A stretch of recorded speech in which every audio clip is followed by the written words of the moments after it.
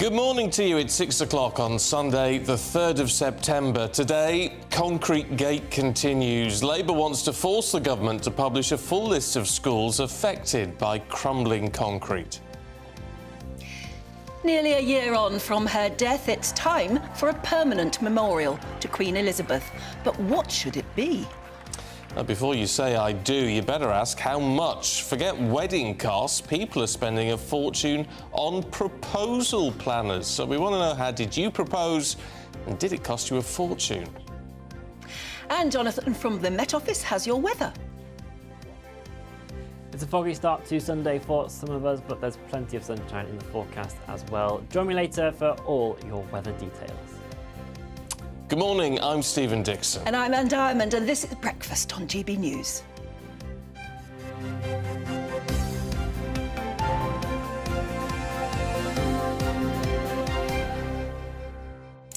Just before we get into the meat of it, I did notice, and I should have known this already, but it's in the Daily Star Sunday. This morning there's a lovely picture of Blackpool Illuminations. Yes. Kicking off with Sophie Ellis-Bextor launching them. Oh, brilliant. This year. Yes, and they look really good, don't they? In Great. fact, big pictures in a lot of the papers of that today. Yeah. I wondered what it was. Yeah. You know, Illuminations. You flick through the papers and you see something, you think, that looks interesting, but you don't read beyond the headline. 3.5 million visitors a year it brings in. And I tell you what, there is nothing better, especially if you're a northerner, when you're heading back home and you see that first glimpse of Blackpool Tower. I look out for it every time. Do you go past it? Well, when I'm staying with the in-laws, yeah. Is that right? And it's just like, there she is. Oh, I know, that's lovely. Brilliant, it's lovely. But you always to get see. that feeling, don't you? If you're going home, you're returning home or something, and there's a big landmark that says that as soon as you see it, I'm nearly there. I used to live in Malvern, that's why I was brought up in Malvern in Worcestershire, and where the water comes from, you know, and Elgar and all the rest of it. Absolutely beautiful. But they are dominated by the Malvern Hills. And if you're going, you know, wherever you're coming from, really, north or south, as soon as you see the hills, just, you know, you can just see the edge of them. And they get nearer and nearer, you know you're nearly home. It's a lovely thing to see. It is. There's no place like home, as they say. Can we touch on Tesco's? Yeah, I'm really worried about this because I don't think any of us really thought it was such a huge problem. But the boss of Tesco's says he is now going to offer body cameras to every frontline store worker. And that's many, many hundred thousands, actually, in this country, following on from what Waitrose, apparently, and the Co-op are already doing, because the amount of violent assaults has something like gone up threefold since from last year. And what is it, and about it's coming to like 200 a month? Violent assaults every month on store workers. See, that's 200 of Tesco's employees are victims of serious physical assaults every month. Yeah. And I just think, and frankly, do you know what it is? It's a disgrace on us. Yeah, this is about us all. us and how we're treating people who are working in supermarkets and things, or the NHS. I know when I go and see my diabetic nurses and things, they say they get so much abuse from patients. I know, and you go to your It's a GP disgrace. surgery and there's a big notice up saying, please treat our staff with dignity and care, because, you know, and don't be violent. And you think, we need those, we clearly do need those sort of posters up in A&E wards and GP surgeries and in, apparently, supermarkets now. Well, I know it's the level of... Life is tough at the moment, and I know it can be very frustrating, but it is for everyone, whatever job they're doing, and we have got to have more respect. We've got to be respectful to these people, haven't we? But I've doing the heard work. cyclists say that just to protect yourself from the appallingness, not just of other drivers, but of people in the street, you have to protect yourself by wearing a body camera or a helmet cam. So are we becoming a nation of... We've already got more CCTV in Britain, I think, than almost any other country. And are we going to become a nation of people who have to walk around with body cameras just to feel... Maybe it doesn't make you safer, but it means that you've got some sort of protection in law against what might happen to you. It's not. It appalls me. It appalls me. We need to start a campaign to be kinder, actually, or more respectful, or however you want to phrase it. But, you know, these are people going out, and it may well be you, going out and doing your job. you know, working in a supermarket. My mother-in-law works in a supermarket. And it can be really hard work, and it's frontline, and it's tough, and you're on your feet all Why day. are people taking it out on them? Well, exactly. Why launch a physical assault upon somebody who's working in a supermarket? What have they ever done to you? I think it's an absolute disgrace. I know, I so feel let's so pack ashamed. It makes you feel very ashamed. I'm angry. Like that. I feel angry about it because it means some people are just really misbehaving, and there's no excuse for it. Had any experience of anything like that, then please get in touch and tell us about it. You know how to do it, gbviews@gbnews.com. But also, on a lighter note, and a happier... is it a lighter note? Oh. When you propose to somebody, propose marriage to somebody, how do you do it?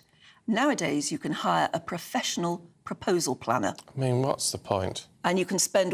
I mean, apparently this is happening regularly.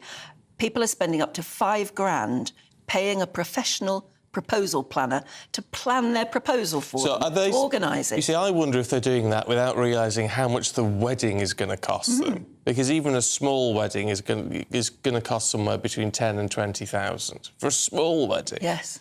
Because everything just costs more with a wedding. Well, you've got to buy the ring. Then apparently a lot of people who plan these proposals, it's all about the venue. So you're trying to think of somewhere wonderful. But do you want a huge crowd? You're going to have a videographer or a photographer to actually record the moment. What a waste of money if they say no. Well, that's the trouble as well. If you do it, if you've hired a videographer, or if you do it somewhere public. How about if the person you're proposing to actually really doesn't want to say yes, but almost being embarrassed into having to. Yeah, that's a good point. I don't understand this whole public and huge displays like that. Shouldn't it be? I'd like it as a private, personal moment. People would video it nowadays and bung it onto social media, wouldn't they? Well, yeah, some do. You know, my proposal was so special it cost me $10,000. For heaven's sake, get a grip. Put it down as a deposit on a mortgage or something. Yeah, exactly. Anyway, if you've done anything that fancy and daft or something a bit more private, let us know. gbviews@gbnews.com. Now, we know, don't we, that more than 100 schools will not open on time this week because of crumbling concrete. But what we don't know is the full scale of the problem. Well, yes, exactly. And Labour now want to use a parliamentary vote to force the government into publishing a full list of those schools that are affected. Well, it comes as more than 100 schools are scrambling to make last-minute arrangements after being told to shut buildings that use the defective rack, as it's known. Yeah, let's speak now to political strategist Peter Barnes. I mean, politically, this is a bit of a nightmare, isn't it? And you could argue that the government's shooting themselves in the foot by not being completely open about it. I completely agree with you there, and I don't understand why the government isn't just releasing the list. You know, it makes no sense to me. But from the last numbers I read, I think it's 156 schools, and I think 104 need urgent attention. What that actually means, no one's being very clear, and I think this is what's annoying parents, is concerning teachers, head teachers, and it just seems to be one thing after another for the government at the minute. Obviously, schools are getting ready to go back, and, you know, we don't know whether schools can open or not. It's pretty dangerous in some regards. But what we are being told, this is where it does get confusing, and we have got to be careful, because a lot of these schools which have come forward and spoken out have said, well, it's going to take just a matter of days to sort this problem out rather than weeks or months. Yeah, so that's what Nick Gibb, the schools minister, has basically been out on the media circuit, you know, championing as best he can, you know, trying to reassure as many people. But it's one of those things that the less time the government takes to bring everything out into the forefront, the more kind of conspiracy, or the more kind of doubt is cast all over this stuff. And it's just... honestly, this stuff is just a mess for the government right now. It doesn't make any sense to me. And, of course, it's only 2 or 3 days till kids go back to school. And so if you're a parent, you're going to be worried naturally. Nick Gibb said yesterday, apparently, that what they may be able to do in some places is just stick in some steel girders or something to make sure that the ceiling can't fall down on your child. And he said he'd be happy for his own children to be under that sort of steel girder construction. And a lot of people are being reminded of during mad cow disease time. Who was Rifkind, wasn't it? No, it wasn't. It was John Gummer. John Gummer. Said he felt safe enough about about beef in our burgers at the moment to feed his own daughter one, and then promptly did. And that was one of those horrible moments you think, hang on a minute, you may be, but I'm not. I completely agree. Confident enough. Yeah, I understand why Nick Gibb had to come out and say that, but again, I don't think it's reassuring anybody. No. And I know the Labour Party are about to try and force a vote on this. They're obviously going to sabre rattle as much as they can. The government is obviously on the back foot. This is great political fodder for the Labour Party. I think the Lib Dems are climbing all over this. We are about to come into another by-election territory time. So, yeah, again, politically, this is a nightmare. And the government isn't really going out and leading on this as much as you would have thought, considering how pretty simple it would be to lead on this issue. I mean, the problem is it's presenting an open goal for the Labour Party, despite the fact that obviously this was still a concern when Labour were in government for 11, 12 years, whatever it was. And in fact, the Labour government in Wales haven't even started to look into this in their country. Yeah, definitely. And yet still, because the government's not responding in a clear way, it's still an open goal. Yeah, it's one of those, you give the opposition daylight, they'll take a mile out of it. And I think this is where the government's got this terribly wrong. But what am I expecting over the next couple of weeks is, you were to blame, you were in government, then you were in government at this point. No one's going to take any responsibility for this. And I think that's what's going to annoy parents. And particularly head teachers as well, who are scrambling at the moment to try and find space to open their schools and, actually get kids back into the classroom. From what I understand, a lot of schools are going to go online again. And, we saw how well that worked over COVID, didn't we? Well, yeah, but as I say, do you take any confidence in the idea that if anyone is going to have online learning, it is just going to be for less than a week, say? I mean, obviously, you said those lies have been trotted out. Do you believe them? I do. I have to admit, I think Gillian Keegan, the Education Secretary, and Nick Gibb have done their best over this. But again, it's one of those things, they've just kind of been too slow to react to it, and it's just we left too much daylight. And it's one of those things where I think in a couple of weeks, this will all die down again. Do you think so? I do. I generally do. Because, I mean, there are rumours, aren't there, that it's not just schools that we should be worried about. It's everything from hospitals to court And rooms. I think that's the problem, because they've not led early enough. This has led to, it's schools and hospitals and all the rest of it. And I think that's the problem. I do think in a couple of weeks, everything will calm down again, and I do think sensible heads will prevail. But at the moment, because the government isn't leading, it's giving oxygen to rumour. And I think that's the biggest problem. Rishi Sunak must wonder what's coming next, mustn't he? Oh, I have to admit. It's just one thing after another. Yeah, I wonder how many hours sleep he actually gets at this point in time. But, most unenviable job in the country right now, I think. OK, and Peter, everybody seems to want really it. good to see you. Thank you very much indeed. Everybody wants the job. No, I know. Well, they all think they can do it better. Yeah, I suppose. Don't they? But as you say, the incompetent part of this for me is the fact that they're not being just absolutely clear. Unless there's a reason for that we don't know. Well, but that's conspiracy theory again, isn't it? But that's what it leaves you open to thinking. Yes. Yeah. Just tell us what's going on. Yeah. Anyway, if you've got any thoughts on that, let us know this morning. So let's bring you up to date with what else is going on today. And President Biden travelled to Florida to survey destruction from a hurricane there and comfort victims of the storm. He took an aerial tour and got a briefing from local officials and first responders in Live Oak. That's the town that was hit really hard. The president said no one intelligent could doubt that climate change was happening. The SNP's Westminster leader has said the UK government should reintroduce the £400 energy rebate. Ahead of the Commons returning tomorrow, Stephen Flynn has pushed for the measure to be brought back in before expected price rises over the winter. The previous scheme ended in March.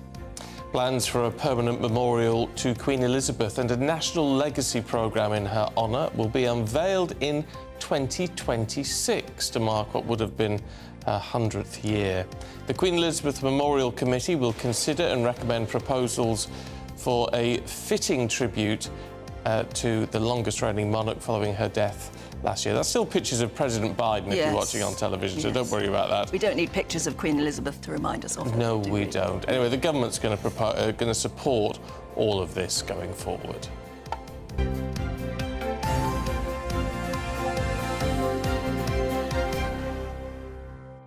So she died in 2022, and it's going to take till 2026. I don't sort it understand out. that. Why has it taken a year for them to figure out that they need a committee to try and decide how she should be best remembered? That's crazy. I mean, they've taken a year to just set up a committee. That's Just get daft. on with it. Yeah. Get on with it. I mean, we were talking about this on the programme shortly after she died. How do you remember her? Do you name an airport after her? You love the airport idea. Well, I just think that's what they do in the States, isn't it? Immediately you get the John F. Kennedy Airport or Yeah, whatever. you do. For They me... get the Lennon Airport in Liverpool. See, airports don't do it for the me. George Best Airport in Ireland, you know. Yeah. Oh, well, all right. What about the new space centre up in the Orkneys? It's only tiny. I know, but it's futuristic. It is futuristic. It's only tiny, though. I mean, for me, it's statues. I agree with you. Good statues. Good statue in every major city, up and down the land. I mean, you know, what would that be? Sort of 10, 15 statues.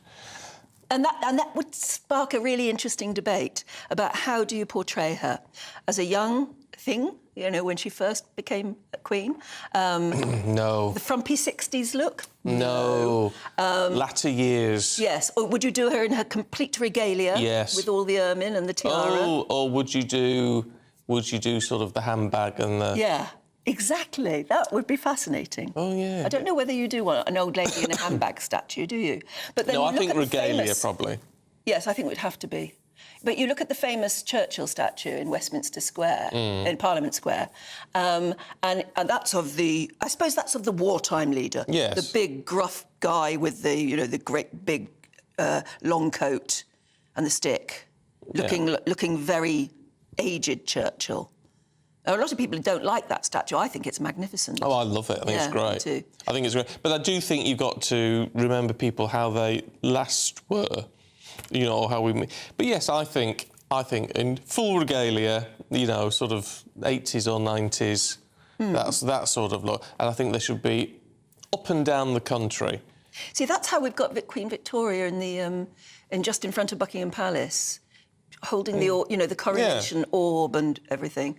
She's still an older woman. It's a very old woman, actually, and she was young and beautiful once. So how do you portray Elizabeth in statue form? And how should we mark her? And why is it going to take 4 years? And I'm sure you'll have the best ideas of what to do, or what if there's buildings or whatever we should name after her. I'm glad we got on with the Elizabeth line anyway in... Yes. Yeah. Across London. But we had all this with Diana, didn't we? And then in the end, they built this water feature. Yeah, which was... Doesn't look more anything. than useless. And then the statue, which is in Kensington Palace Gardens, which is the most dreadful thing I think I've ever seen. It doesn't look like her at all. No. So... Though there was... Is it in York they unveiled a statue of the Queen? I don't... Which was sort of commissioned before she died, but only... finished sort of unveiled after she died. And that's I've got a feeling it's York. That's a fantastic statue. Oh, I have to look that one That's a out. lot. It really, really captures her. Yeah. So we'll OK. maybe this needs to But do copies of that. Yeah, this committee has said they're going to consult the public about what we would like. So get your brain cells going right now. How would you commemorate her? Statue, fountain, where would you put it? I don't know.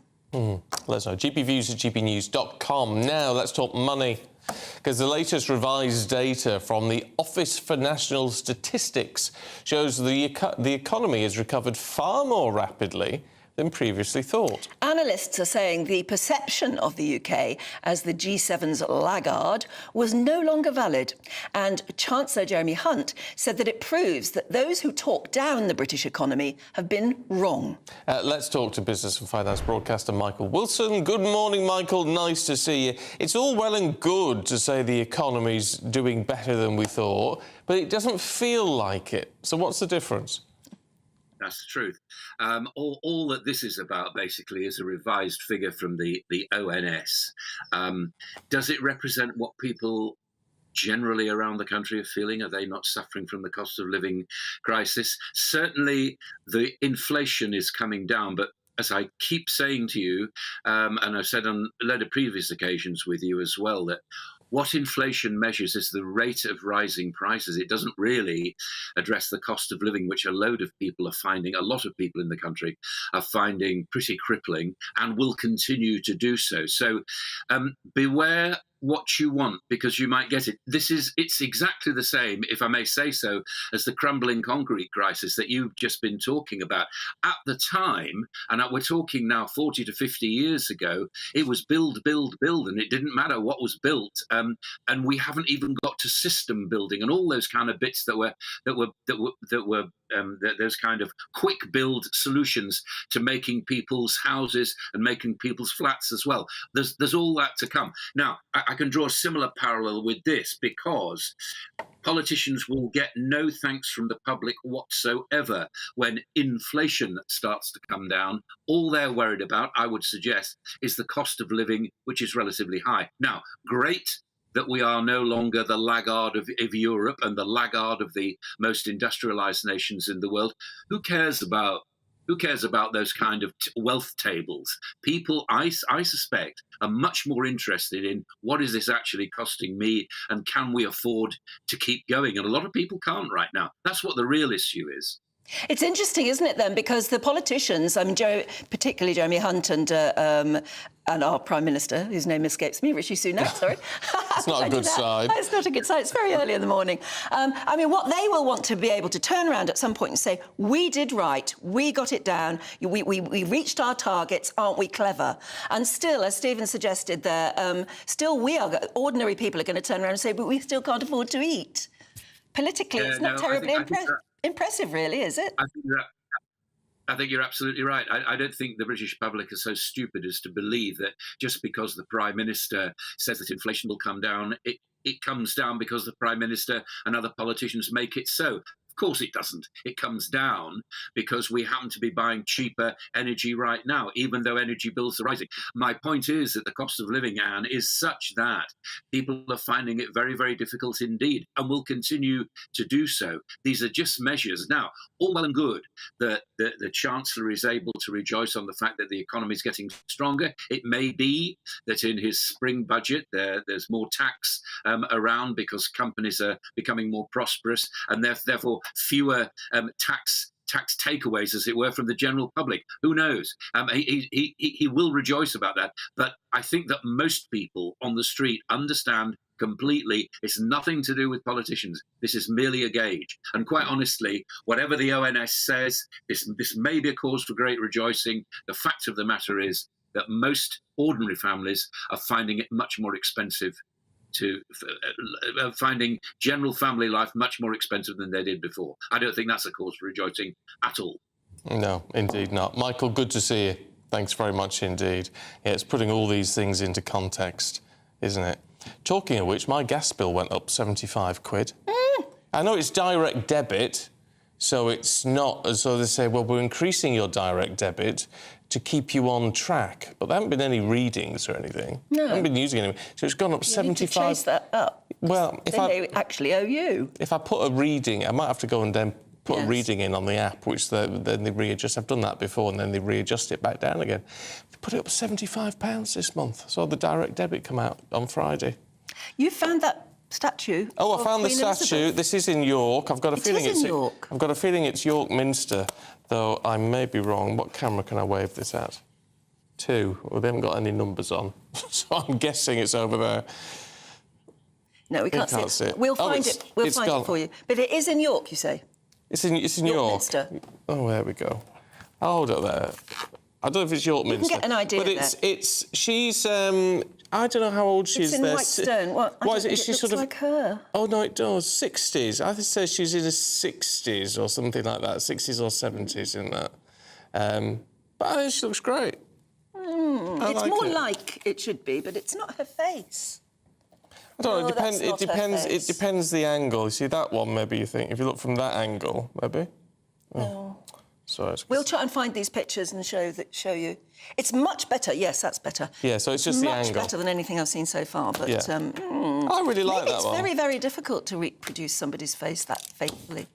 And we've all got our own idea of how the Queen should look. Yeah. Anyway, your thoughts on that, please, this morning? I tell you what is worth rejoicing. Oh, yes. The weather. That warm feeling inside. From Boxed Boilers. Proud sponsors of weather on GB News. Hello there, very good morning to you. I'm Jonathan Vaughtry here with your GB News weather forecast provided by the Met Office. There is a bit of mist and fog around first thing this morning. It's formed underneath this area of high pressure that's keeping winds relatively light, but it is certainly windier up towards northern Scotland with this trailing frontal feature that's providing outbreaks of perhaps heavy rain for Isle of Lewis, the Highlands and the Northern Isles first thing. The rain easing off a touch as we head towards lunchtime, but gales persisting here. Elsewhere, in those lighter winds, the mist and fog will eventually clear its way off and there'll be plenty of sunshine to be had and feeling pleasantly warm in that as well, climbing to highs of 26 degrees Celsius in the southeast, but even 23 possible across eastern Scotland as well. Into this evening, that cloud generally melting away and allowing a good amount of clear intervals overnight. The mist and fog, though, will return, primarily across eastern parts of England, but we could also see a few patches for the likes of County Armagh, County Down over in Northern Ireland as well. Relatively mild night for most of us. Towns and cities holding for around 12 to 14 degrees Celsius. Might just drop into single figures in some rural spots. And it's a relatively repeat situation for Monday. A lot of us seeing that mist and fog clear off relatively quickly, allowing a good amount of sunshine. Will be breezier for Devon, Cornwall tomorrow, gusty around some coastal areas. We'll continue to see those strong winds across northern Scotland as well, with that rain lingering. But once again, temperatures climbing up even to 28 degrees Celsius in London. It's only set to get hotter as we head into the rest of the week as well, 30 degrees Celsius later. Bye-bye. That warm feeling inside. From Boxed Boilers. Proud sponsors of weather on GB News. Oh, it's nice to look forward to, but if you're, heading back to school or heading back to work, if you had you just had a week's holiday and you're heading back to work this week, when the weather's nice. I've got lots of family going to the Bournemouth Air Show. Oh, have you? Oh, well, that'll be nice. That will be fab, because it looks as though you'll get clear blue skies. Yeah, that'll be nice. To do it.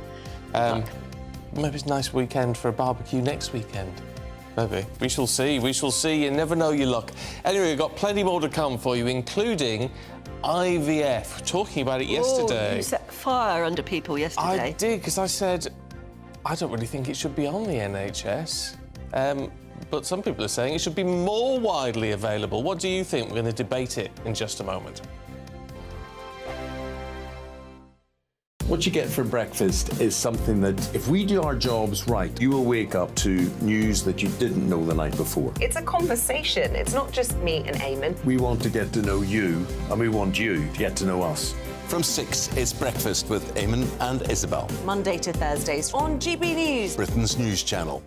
When the news happens, it happens here. And really important breaking news. Breaking news this morning. On TV, radio and online, the news starts here on Britain's Newsroom. All the biggest stories and the answers that you need from across the UK and beyond. Join Britain's Newsroom from 9:30 on GB News. The People's Channel, Britain's news channel. Join me, Patrick Christie's Monday to Friday, 3 till 6. We tackle the day's news agenda like you've never seen before. It's high tempo, high octane, the most controversial topics and the best guests. You will not be able to take your eyes and ears off it. I'm not afraid to ask the questions that you really want answered. 3 till 6 p.m, Monday to Friday on GB News, the People's Channel, Britain's news channel. Westminster is going around in ever-decreasing circles, followed by the media. Britain is broken. How on earth did we get into this mess? But more importantly, how do we get out of it? Join me at 7 p.m, Mondays to Thursdays on Farage, here on GB News. We will have open, rational debate. We've got to work out how Britain moves forward from this. Join us here on GB News, the People's Channel. Britain is watching.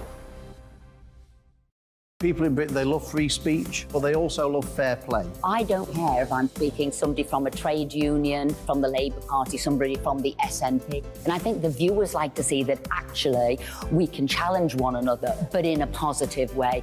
We think we ask the questions that people want to ask, and often we ask the questions that we wanted to ask in Parliament but never got the chance to ask. So join us every Saturday, 10 a.m. till noon on GB News, Britain's news channel.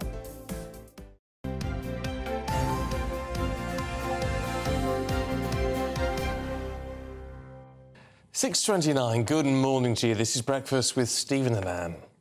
Now we're back to the issue that we started to talk about yesterday, IVF, and you got people very inflamed yesterday by saying Well, yeah, we got a lot of response. We did, saying I don't Actually, think it they should weren't inflamed. They were agreeing. Well, they were with you. agreeing with me, Yeah. but so I don't think it should be on the NHS. Yeah, and when we heard that women are increasingly travelling abroad to undergo IVF treatment to avoid what are very high prices in the UK. Yeah, if you run out of the number of cycles you can get on the NHS, then you've got to start paying for it, and there you go. Now, according to experts, people need to be aware of unscrupulous practitioners who can exploit couples in a time of need. Under NHS guidelines, only some women are offered such treatment, with the final decision being made by local integrated care boards. And this begs the question whether IVF treatment should be available to all, at all. Or none. Or none. Let's talk to Director of IVF Matters, Dr. Afana Koita, and GP, Dr. Ken Aswani. Good to see you both this morning. Afana, what's your take on this? Should we be spending our taxpayers' money on helping couples get IVF? Most certainly. I'm of the opinion, having been in this specialty for over 18 years, I understand the emotional impact that subfertility can cause. And I think to just look at it very simplistically as to, one cycle of IVF in the UK versus one cycle of IVF overseas is very unfair. There is a lot of emotional baggage that these couples carry. There's higher rate of couples splitting up, not attending work, and some of them even feeling very suicidal at the end of it. So, I think we need to do a lot more to support these couples. But does that mean offering more IVF to them on the NHS? I think it's about giving timely support. So making couples wait for 2 years, which in itself lowers the lady's subfertility, is very unfair and suboptimal. So what we really need to do is offer the intervention right away so that they have the best chance of conceiving and require less cycles of treatment. OK, Dr. Aswani, what do you think? Yes, I think, firstly, very much recognise the emotional impact of fertility issues with couples. At the end of the day, the first point of call for anyone with fertility issues is the NHS, and certainly initial counselling and initial investigations can be done on the NHS. And it's only at sort of some stage that there's a requirement to have IVF. IVF is available in the NHS, but you're right, it is sort of fulfilling certain criteria. Now, whether it's sort of waiting lists or other issues where patients may fall outside the criteria, but patients sort of seek private treatment. And then there's a sort of a cost. Now, at least private treatment in this country is regulated, and we have that degree of confidence and data is published. I think there is a challenge when couples decide to think about maybe they should go abroad, maybe they should compare cost, etc. Because at the end of the day, you don't really know what you're getting abroad unless you've done your research and you know what the regulation is like and so on. But certainly emphasise, at the end of the day, any treatment's going to be criteria-based. We have the National Institute of Clinical Excellence, and decisions have to be made on cost effectiveness. So it's very difficult to sort of say you have an open door to any treatment, really. Well, yes, except there is the argument, look, fertility is important to an awful lot of people. Of course it is, and you understand that people want to have a family. But if you are not able to have a family, as tragic as that may be, why should the NHS, why should I be paying for that treatment when we know it is a cash-strapped institution that you must see on the front line all the time? Can't that money be better spent? And as someone emailed in yesterday and said, well, if you can't afford IVF treatment, you can't afford to raise a child. Yeah, I think there can be arguments that... sorry, go on. I was going to say there can be arguments on both sides, really. But the main issue is that at the end of the day, the NHS is something that's publicly available, and there has to be a fair means of saying what's available under the NHS, and there isn't, and that's what NICE exists for. Ultimately, otherwise, we can extend that principle to other treatments, and it's about fairness and justification. Ivana? See, my take, offering treatment to individuals is majority of them are very young individuals and they don't have any other healthcare needs as such. And I think it's very unfair that we are denying them treatment. I think it would be equally unfair if someone who had, lots of healthcare problems went to the NHS and was denied because their case was too complicated and required a lot of funding. So I think, we've got to keep in mind that when we don't offer treatment, we are giving them very little options and we are almost forcing them to have substandard care elsewhere, often outside the UK, which means that, they don't have any control over, what care is being provided. The treatment can be equally expensive because it's likely to involve more than, one trip. And also, once they come back to the UK, they don't have any post-treatment care. And if there is a complication, we anyway have to look after them. So it would be sensible to take action in a manner where it's very controlled. We've given them the best shot at it because invariably, couples will have a very limited pot of money to spend. So we'd rather have them spend it in the UK. And well, yes. I mean, look, Ivana, that's a absolutely fair point. You'd rather spend the money in the UK; it's regulated. But this is about the NHS, isn't it? And whether the NHS should be funding it. And wasn't the NHS set up to effectively help people with illness, prolong life, prevent people or delay people from dying, not to help people conceive? I think, unless you've had subfertility, you can't begin to imagine what it must feel like when, you're a young couple, you're very eager to start a family.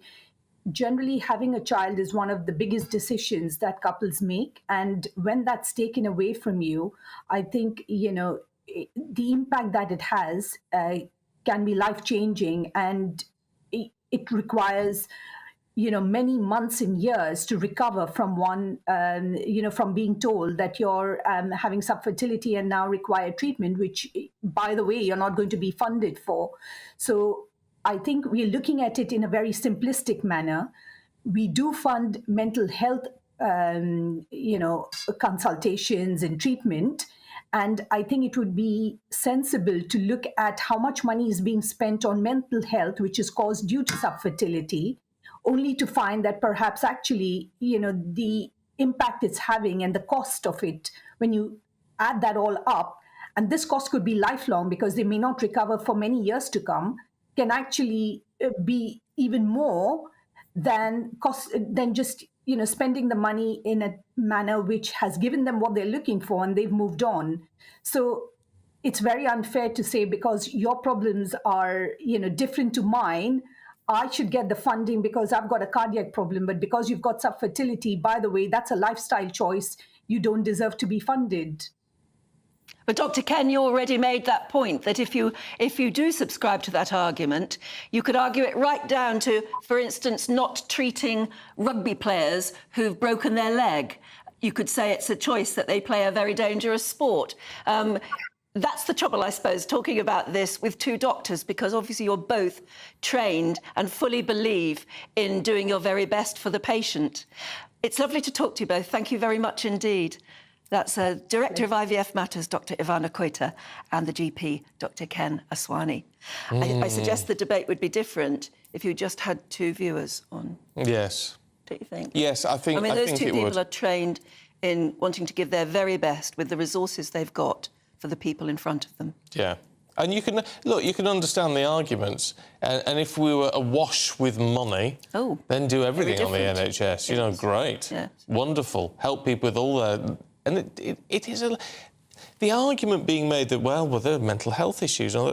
It's very hard if you can't have children. But people have managed for generations. And I do think there's something about the argument that someone emailed in yesterday and said, if you can't afford rounds of IVF, how are you going to afford to raise a child? And I know that might sound harsh, but I sort of think there's a validity to that point. Well, somebody else emailed in yesterday saying, a lot of us can't have what we want. I want a sports car, can't afford one, therefore I make a life without one. Yeah. And I know a child isn't the same as a sports car, but the argument is there. And if you've got a very limited pot of money for the NHS, how do you spend it? Yeah. I was very paternal when I was younger. Oh, really? You wanted a child? Desperately.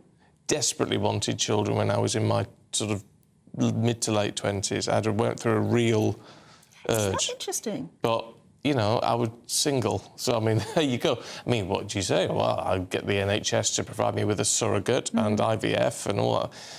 Well, no, of course not. Of course not. What, just so I could have a child because I wanted one? Well, you've got to say, well, actually, this isn't going to happen for me. And so Yvonne's there you go. argument that if you say no to somebody, the NHS will not fund IVF for you, they then start to have mental problems because of that. You could argue that about anything, though, couldn't you? Yes, you could. And frankly, I'd rather they were treating someone with a cardiac problem who might die within a month rather than... But that's me. That's the dilemma. That's the financial dilemma that the NHS faces, and suggesting that maybe it'll get worse and worse as time goes on because it isn't, we just don't have enough money to do everything. You have to sort of make... I really invested... Say what I did. I really invested really heavily in my niece and nephew and made them the closest thing I will ever have to children, my niece and nephew. Well, that's lovely. You're investing in somebody's life. And that's been a really rewarding... And now they're in their 20s, and it's been a really rewarding relationship, and we're exceptionally close, and it's fantastic. I love it. So they're my children now. And it's not the same as having your own, but it's as close as I was going to get. I would have been devastated if I hadn't been able to have children. Devastated. I don't know what I would have done. This is. I think it is different for men and women, as far as that goes. But does the NHS pay for it? I suppose. Yeah, I don't know what I'd have done. No. Anyway, well, it might not have been available back then. No. But then it wasn't that long ago. Well, no. But IVF wasn't a sort of widely available treatment, even that long ago. And also, I was in a sort of job where I might have said, all right, I'll save up for IVF and play it and pay for it privately. And if you can't afford to do that, then you're stuck. Yeah, but people had to cope before, didn't they? I know, but it doesn't mean everybody was happy before. No. And that's the next thing, I suppose. Are you entitled to happiness? Yeah. Is it a right to have children? Or someone emailed in yesterday, a privilege? It is a privilege. I don't think it can ever be seen as a right. Anyway, let us know what you think. gbviews@gbnews.com. Plenty more to come, including a look, of course, at the Sunday papers. This is GB News. The Live Desk with me, Mark Longhurst. And me, Pip Thompson. It's here Monday to Friday on GB News. From midday, we'll bring you the news as it breaks, whenever it's happening and wherever it's happening, from across the UK and around the world. Refreshing, feisty, but with a bit of fun too. If it matters to you, we'll have it covered on TV, radio and online. Join the Live Desk on GB News, the People's Channel, Britain's news channel. So Jubes & Co, we tackle the issues of the day with real robust debate, both sides of the fence, battling it out with me in the middle with my forthright opinions and views. And often really interesting things happen because you start with a position and then by the end of the debate you find actually, I might not have thought about that one. What we need in this country is 2 new political parties. You should maybe think about doing a 2024 calendar. I'm Michelle Dewberry and I'm keeping you company right through until 7 o'clock this evening. GB News, the People's Channel, Britain's watching. Monday to Thursday, 9 p.m. till 11 p.m. Join me, Dan Wootton, for 2 hours packed full of unfiltered opinions, unique takes and fiery debates. I guarantee you blockbuster guests and exclusive reporting with no spin, no bias, no censorship. I think there is a culture of collusion, quite frankly. And no reason to go to bed. That's Dan Wootton tonight on TV, radio and online. Monday to Thursday from 9 p.m. till 11 p.m. only on GB News, Britain's news channel. In a world of dull and predictable radio and TV shows, Oh, hi. On Mark Dolan tonight, we've got big guests. We drill into the big stories of the day. The show adds up to a brilliant listening and viewing experience. Mark Dolan Tonight is the most entertaining current affairs show ever, and that's a fact. That's Mark Dolan Tonight, Friday, Saturday and Sunday from 9. Only on GB News, Britain's news channel.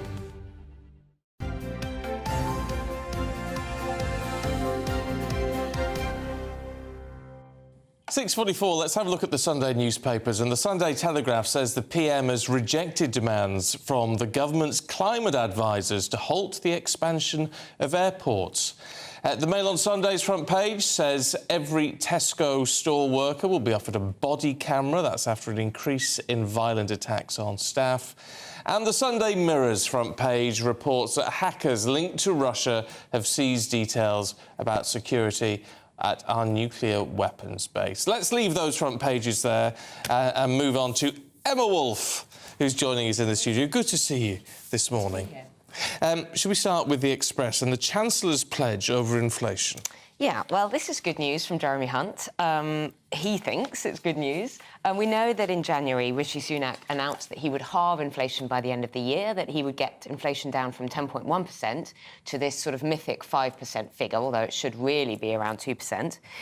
So this is Jeremy Hunt being very upbeat and bouncy and saying that we're on course. He says our plan is working and the government is unlocking the UK's potential. Does that make you feel warm and fuzzy? I don't think it does. I think that we can hear, and we heard yesterday from the ONS the same thing, that we're doing really well, that we're doing actually a lot better than many G7 countries. In fact, we're doing one of the best of all the G7. But I think until people start to see it in their wallets, in their pay packets, at the supermarket, I don't think this is actually going to resonate with many people. Yeah. I think as we go into a general election year, it's all about the economy, isn't it? Really is all about the economy at the moment. We're heading into winter. What are we, second, third day of September? I don't think people are feeling, if you ask people, do they feel richer? Do they feel any more affluent, more comfortable, more secure about things than they did a few months ago? And we've just been through the summer. I don't think people would say that they do. So we can have all these statistics, and yes, it's good news. If they do feel that inflation is at least under control, that is, of course, good news. I don't know, I just get the feel... To me, that comes over smug. Jeremy Hunt saying, "Ooh, look, aren't I clever?" That's how it feels to me. And I'm thinking, OK, he's thinking of the economy, yes, but I'm thinking of my home. Exactly. And that's my point. He's talking about the economy. He's talking about things like investment in Britain.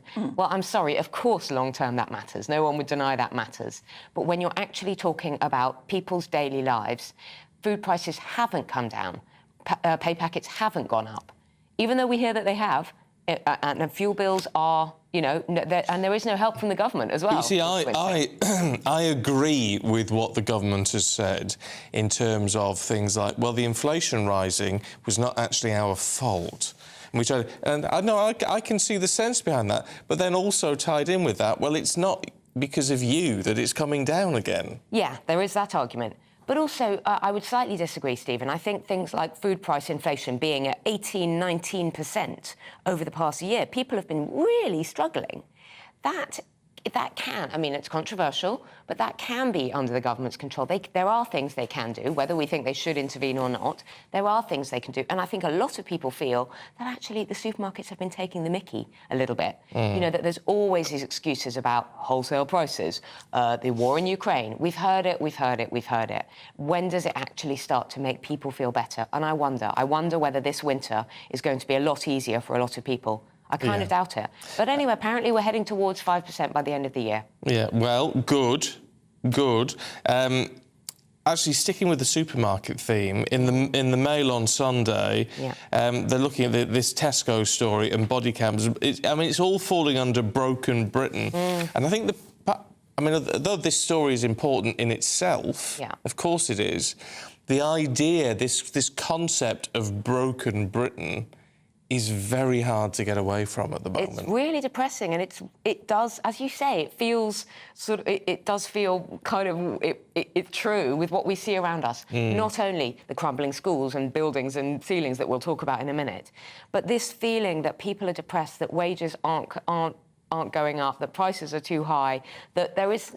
There's not it's not very feel good at the moment, is it? You can't afford to buy or the rent. broken syndrome, though, is it's more than just that, isn't it? Because even though we might feel desperate, we can't afford enough food, we're worried about the future, we're worried about how we're going to send the children to school, it doesn't give you the excuse to go into Tesco and get really violent and horrible with the frontline stores. No, and this is specific. Yeah, this specific story is really quite shocking. The British Retail Consortium have said that attacks per day have gone up on staff in retail, have gone up from 450 a day back in 2019 to over 850 a day attacks. This is verbal, physical abuse that they're putting up with. So in the Mail, I think it's the Mail, yes, the Tesco CEO has been talking about this crime epidemic, which he talks of as an epidemic of lawlessness, antisocial behaviour, sweeping Britain, sweeping through our very, very sad and depressed and deserted high streets, that his staff, he's offering them body cams,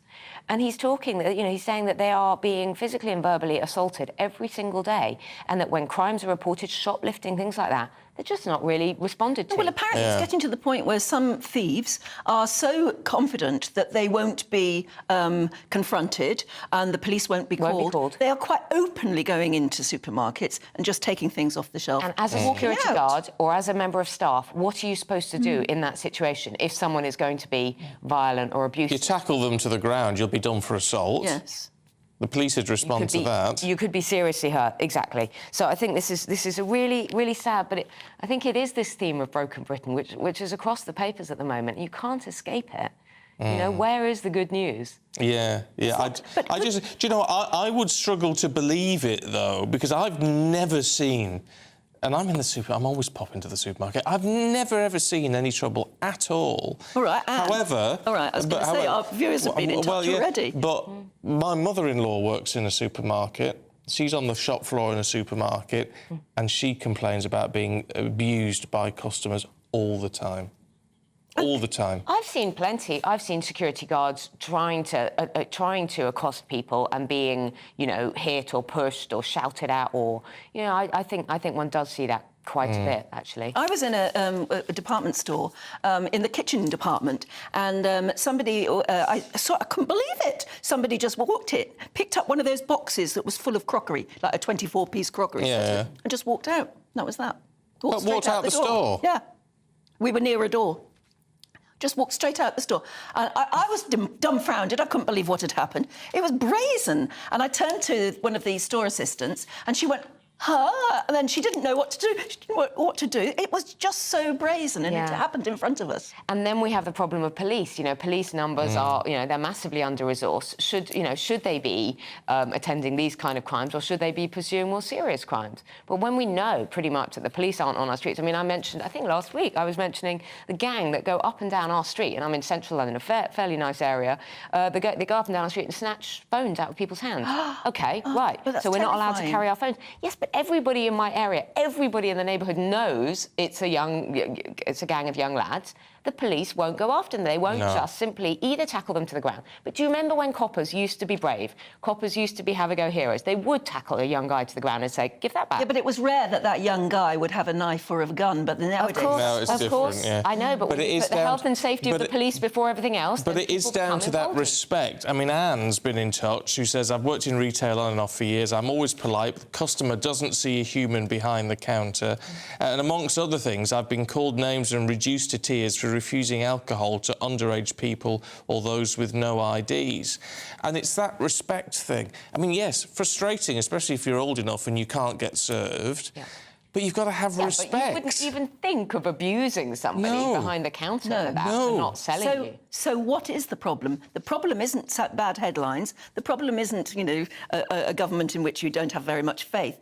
The problem has to go deeper than that, doesn't it? I think it does. I think it comes down to antisocial behaviour being quite accepted and rife, the problems of education, the frustration of not being able to get a good job.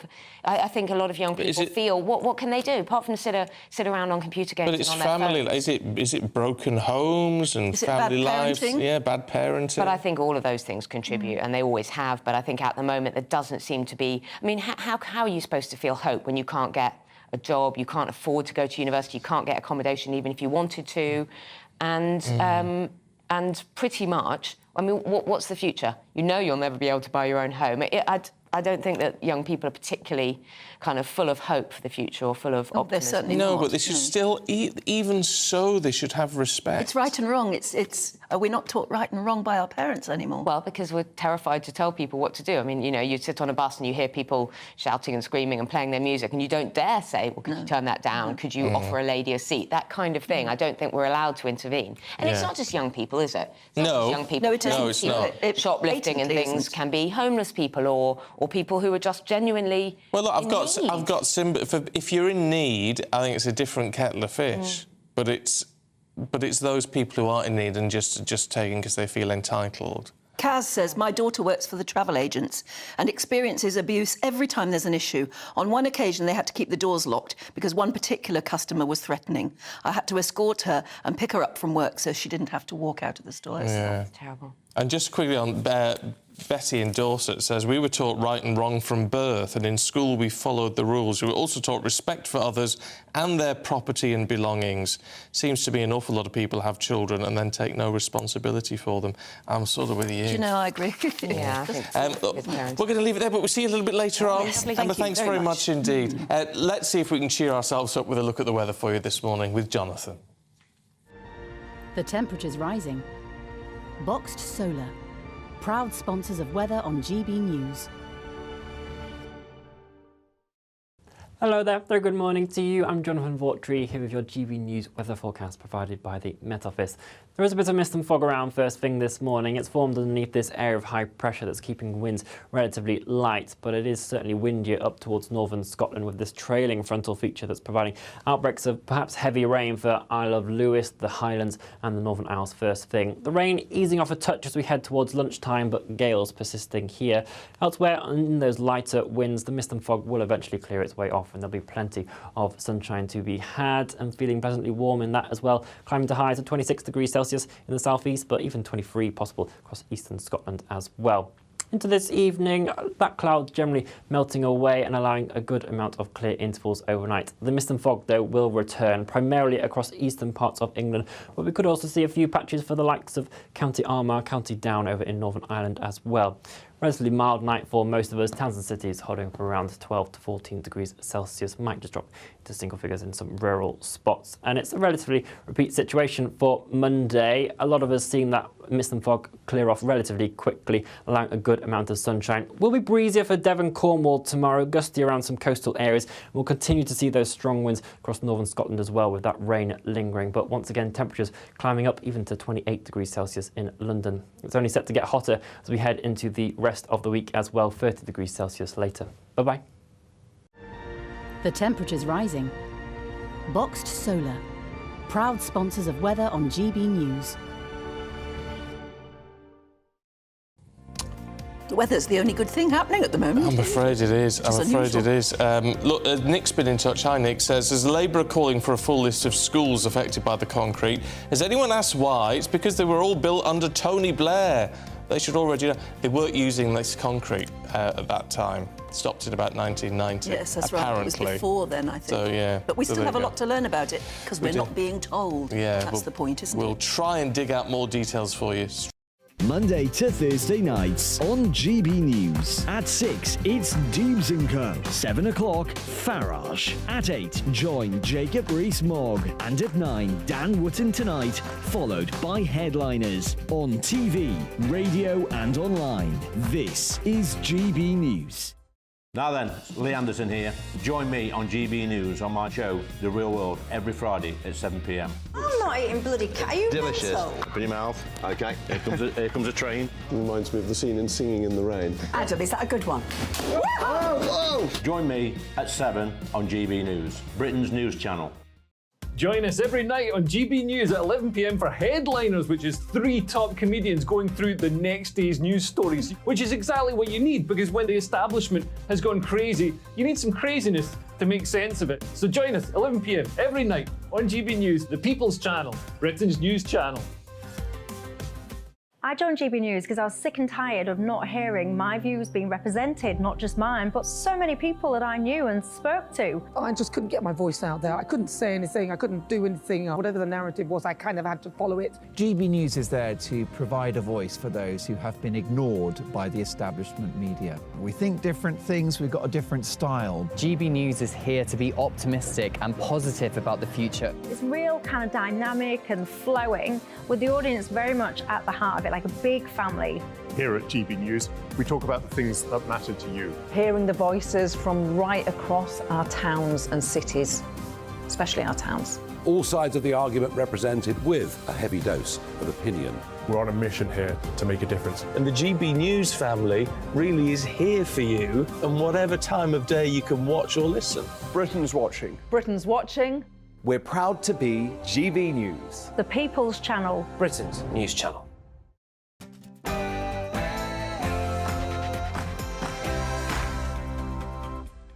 Good morning to you. It's 7 o'clock on Sunday, the 3rd of September. Today, Concrete Gate continues. Labour wants to force the government to publish a full list of schools affected by crumbling concrete.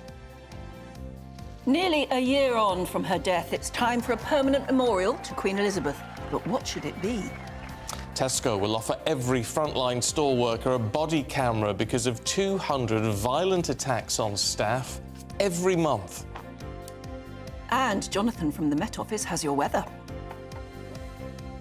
It's a foggy start to Sunday for some of us, but there's plenty of sunshine in the forecast as well. Join me later for all your weather details.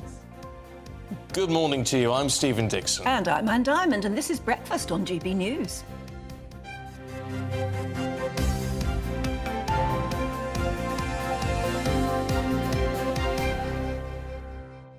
Well, the Queen Elizabeth, that is, has got you talking this morning. The idea of a statue. We should charge the government, shouldn't we, for this consultation, which is going to take them, or the committee that is being appointed, 4 years. We could do it to work out. We could do it we'll do it in a morning. Yeah. Chris says, why not have a statue of the Queen with a horse and corgis? Oh, and Caroline, I think a statue of the Queen in every capital city of the United Kingdom would be a good idea. Different eras in every city. I like that, yeah. Very nice. Annette's got a good one. Annette in Wrexham, good morning. You say, how about Her Majesty the Queen riding Burma, her favourite horse, at the Trooping of the Colour? Yeah, and that would that be nice. would be quite nice. Now, we've also been told, Jane says, there's a fabulous statue of Queen Elizabeth in Newmarket already, with a thoroughbred mare and foal, and it's beautiful. And I've got it in front of me there. Oh, yes. And it is rather nice. It's nice. It looks terribly like her, but that may...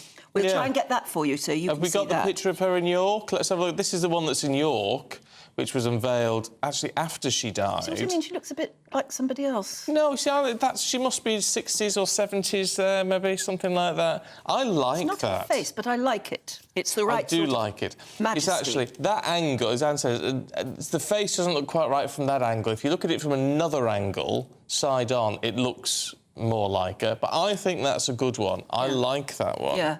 And the one in Newmarket is gorgeous because she's with a thoroughbred mare and foal, and she looks, as you imagine, she looks she loves her horses. She looks sort of in her 50s there, doesn't she? Yes, that's much more... So the idea of different ages, I really like Caroline. I like You've nailed one it. in every city, but in a different era. And the city could choose how they want to see her. Yeah. And then commission a local artist to actually do it. Oh, maybe. I like that idea. Danny, I'm not so sure, Danny. He says, I think whatever we make for Queen Elizabeth, we should reflect what she's best known for. She carried grace, safety and reassurance with her. Now, that I agree with, Danny. Maybe we could name a highway after her. Queen Elizabeth Highway. Instead of the M1, going to travel down the Queen Elizabeth. Yeah, no, there would always be trouble on the M1, trouble on the Queen Elizabeth Road. I don't know about that. No, I'm not sort of convinced by that. I sort of think it needs to be something with a bit more dignity. Yeah. It's about the dignity for me. It's why I'm not mad keen on the airport. All right. I like the idea of a statue in every city. A different era. You choose, you let the city choose how they want it to be portrayed. I like that. So there you go. So they could get them, commission them now, get them made, take about a year to get them all made and up. Problem solved. We'll go and pay our respects to our relevant statues of Her Majesty. Nice, I like it. Very much. Job done. Thanks very much indeed. Still talking about the rise of violence and the fact that the boss of Tesco he's so worried about the level of violence towards his supermarket frontline staff that he's going to offer everybody a body cam. David in Rugby says the rise of violence is due to the lack of police and punishment, hence the perpetrators have no fear. My daughter is a bus driver and they are also faced with threats of violence, both physical and verbal, many, even occasionally threats of death. This is just the tip of the iceberg. It's a disgrace. I don't know what is happening to us as a nation that people think they can go out and be abusive to people. Have some respect. And you can guarantee they're the people who would really take umbrage if someone was abusive to them. You just know it, don't you? Well, Kaz makes an interesting point because, your perception might be that this is all being perpetrated by youngsters, particularly young men. She says, I worked for nearly 40 years in the NHS, retired and took part-time work in retail. The amount of abuse, physical and verbal violence, is astonishing. As a middle-aged female lone worker, the vast majority of the abuse I get is from older men who should know better but display unacceptable behaviours. Not on, gents. Not on. What is happening? And then you do see You can't even excuse them by saying they were badly parented. No, you can't. And you do see on YouTube, they become very popular on YouTube, these clips of what they call Karens. Often in America, but it's an abusive term for a middle-aged woman who's a bit mouthy. Yeah, but that's putting it politely. Oh, I see. Okay. They're really abusive, but again, that seems to be taking off. We just got to clamp down on it. We don't have a right to be rude. Speak as you would be spoken to. Yeah. As I was always taught. Yeah. Behave as you would be behaved against. Yes. I don't know. What the heck is? Who would you blame? If there's violence from an unacceptable behaviour coming from older men, you can't blame the parents particularly there, can you? No. You have to blame a society that allows it. Yeah, it really isn't on. It really isn't on, and we've got to sort it out. And it makes you ashamed. And we don't want to be ashamed of this country. No, we do not. Anyway, so let us know what you think about that, and if you know how to tackle it, what we could do to tackle it. I don't know, maybe we just need to talk about it more and know and name and shame people who do it. Maybe. Not that we do it on air, because then you've got libel issues. But you know what I mean? Within a local community or something. That people know that you know that they're behaving badly. It's desperate, isn't it? It's really awful. Anyway, do get in touch with your views. gbviews@gbnews.com. Now, to the schools issue, we know more than 100 schools aren't going to open on time this week, or at least parts of them won't open on time this week because of crumbling concrete. But what we don't know is the full scale of the problem. Yeah, because that seems to be changing, doesn't it? Now Labour wants to use a parliamentary vote to force the government into publishing a full list of the schools affected. Well, it comes as those schools that are affected are scrambling to make last-minute arrangements after being told to shut buildings that are using the defective rack concrete. So let's talk to former Labour advisor Kevin Meagher. Hello. Very good morning, Kevin. Hi. Hello, good morning to you both. One of our viewers got in touch and said, well, the reason Labour don't, everybody's a bit worried about it coming out and not being fully published is because they're scared that these buildings might have gone up during their time in office. What do you think is the reason that it seems to be like pulling teeth trying to get a full list out of the government? Well, I think it's an emerging situation. It's one of those kind of political crises which is really damaging for the government of the day, simply because they don't know the scale of it, and it looks a bit duplicitous when you can't give a straight answer to the scale of it, but they probably don't know at this point. I mean, what we do know at the moment is that there's 104 schools that have either closed or partially closed. There's another 50 that this rack, this reinforced autoclaved aerated concrete, which is obviously got to be phrase of the week, is present. There may also be problems with asbestos in these same buildings as well. There's 7 hospitals. There's multiple buildings from the Department of Work and Pensions. There's court buildings as well. So the list goes on and on and on. Now, there's some talk this morning that the government quango that looks after government buildings warned about a lot of this back in 2021. But it's one of those issues that it's not particularly politically sexy, and these are the things that often get ignored, and eventually they come up and bite you. Now, what's happened with this government, I think, is that we've had 13 years of the Conservatives, we've had 13 years of austerity. And what austerity means, first and foremost, is cutting capital expenditure. So cutting things from the long term. And the very first thing this government did back in 2010 was to cut the Building Schools for the Future programme. So you can put these 2 points together and you realise very quickly you end up with a mess. You end up with a backloaded problem. So that's what the government faces at the moment. It faces a backloaded problem from decisions it took or it didn't take in a timely manner a very long time ago. Yeah, but I mean, to argue against that point is to say, well, the government didn't know just what a problem this was going to be. I mean, look, there was concerns over RAC that it was reaching the end of its official lifespan, and that had to be addressed. But there wasn't previously concern, up until very recently, so we're told, that there was concern about RAC that actually was still within its lifespan.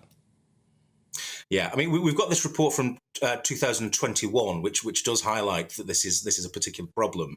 There's a whistleblower on the front page of The Observer this morning, again saying that ministers were told about this last year. But of course, what's happened over the course of the last year particularly is we've had 5 secretaries of state for education because of the various political problems at the top of the government. So it's kind of totemic of a government that's been in power for a very long time, that's running out of life force, if I can put it like that, and its own policies are catching up with it. So decisions that should have been made by previous secretaries of state weren't made, and it's landed at the door of Gillian Keegan, who's the current Secretary of State for Education. But if she doesn't get a grip very, very quickly of this issue, she's not going to have to worry about concrete beams. She's going to have to worry about concrete boots, because she'll be out at the next reshuffle.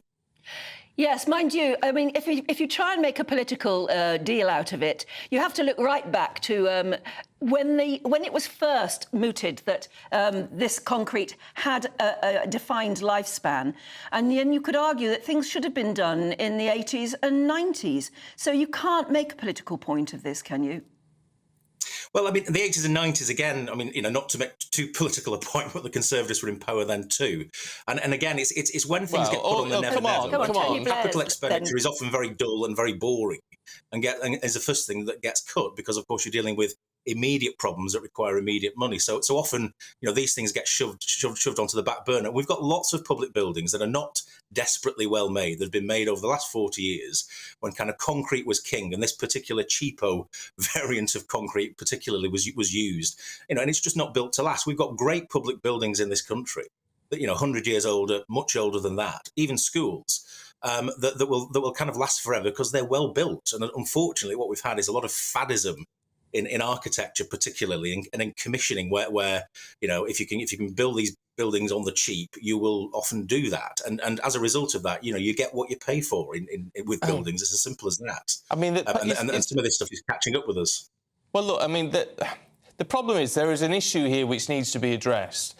The party political stuff that's coming out isn't actually very helpful at the moment, is it? I mean, look, Labour in Westminster obviously using it as an open goal, but Labour in Wales haven't even started looking at schools yet, so we understand. No idea what's happening in Northern Ireland, no idea what's happening with the SNP in Scotland. We haven't heard anything about Scottish schools in all of this.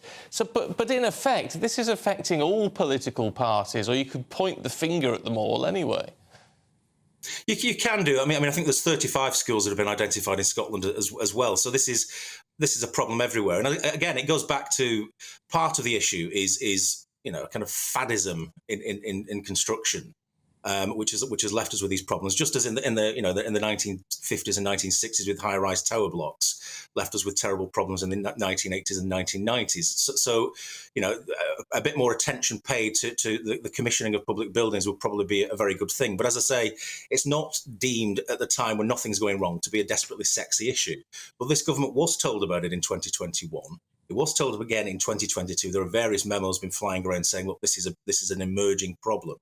And again, I think it goes slightly to the political antennae of government ministers and probably speaks to the quality of some of their advisors, that they don't think this issue is creeping up on us and might bite us. And it's often the boring issue and the dull issue and the issue that creeps towards you slowly that is the one that does you in the end. But this is a messy issue because it speaks to competence, but ultimately it's about the safety of children in schools, and you know that will, I think, be the thing that really sticks in the craw of voters, and they'll remember this. So it becomes very urgent that the government deals with it for their own sake. Mm.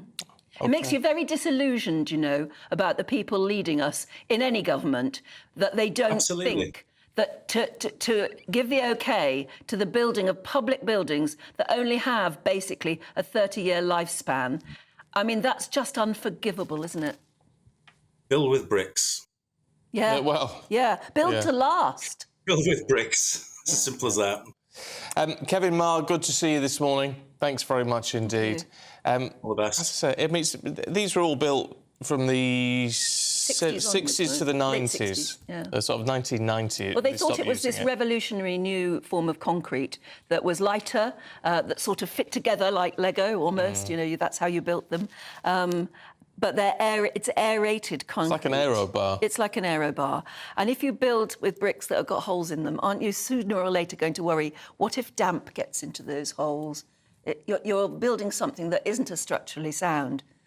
And construction people must have known this. Engineers must have known this. It's not as sound a construction material. Doesn't seem rocket science, does it? No, it doesn't, does it?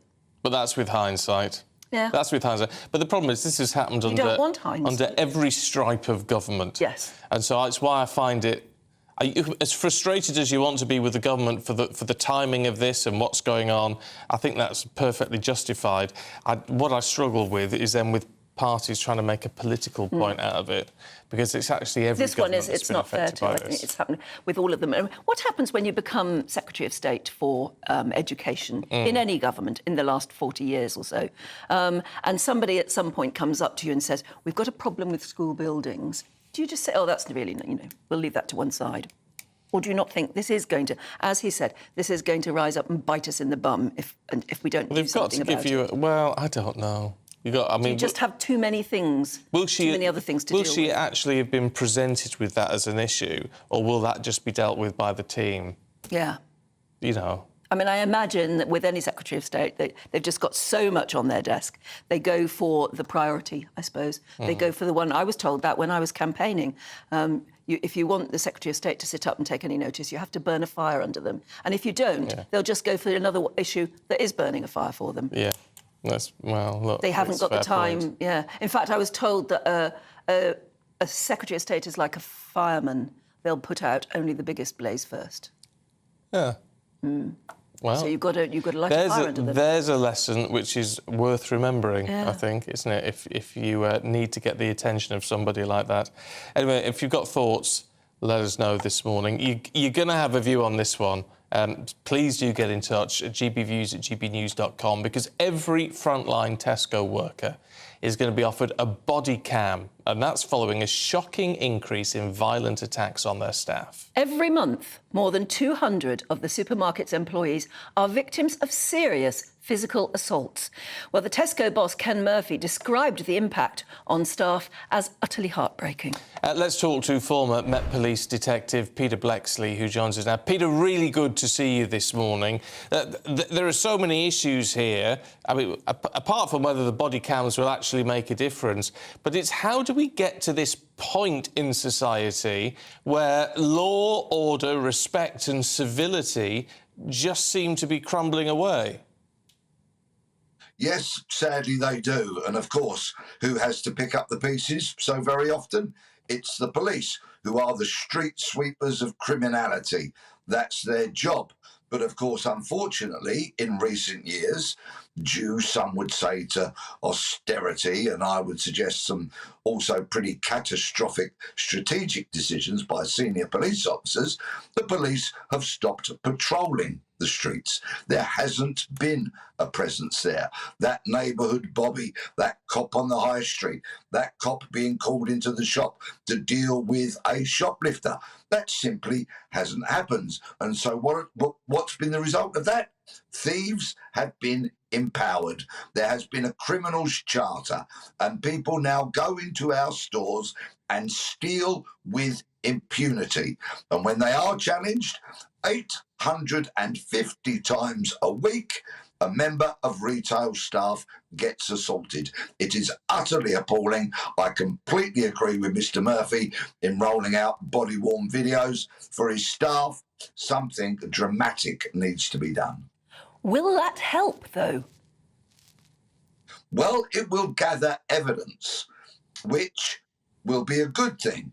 There has been some evidence gathered over the years that when police officers wear body-worn videos, it has de-escalated some situations.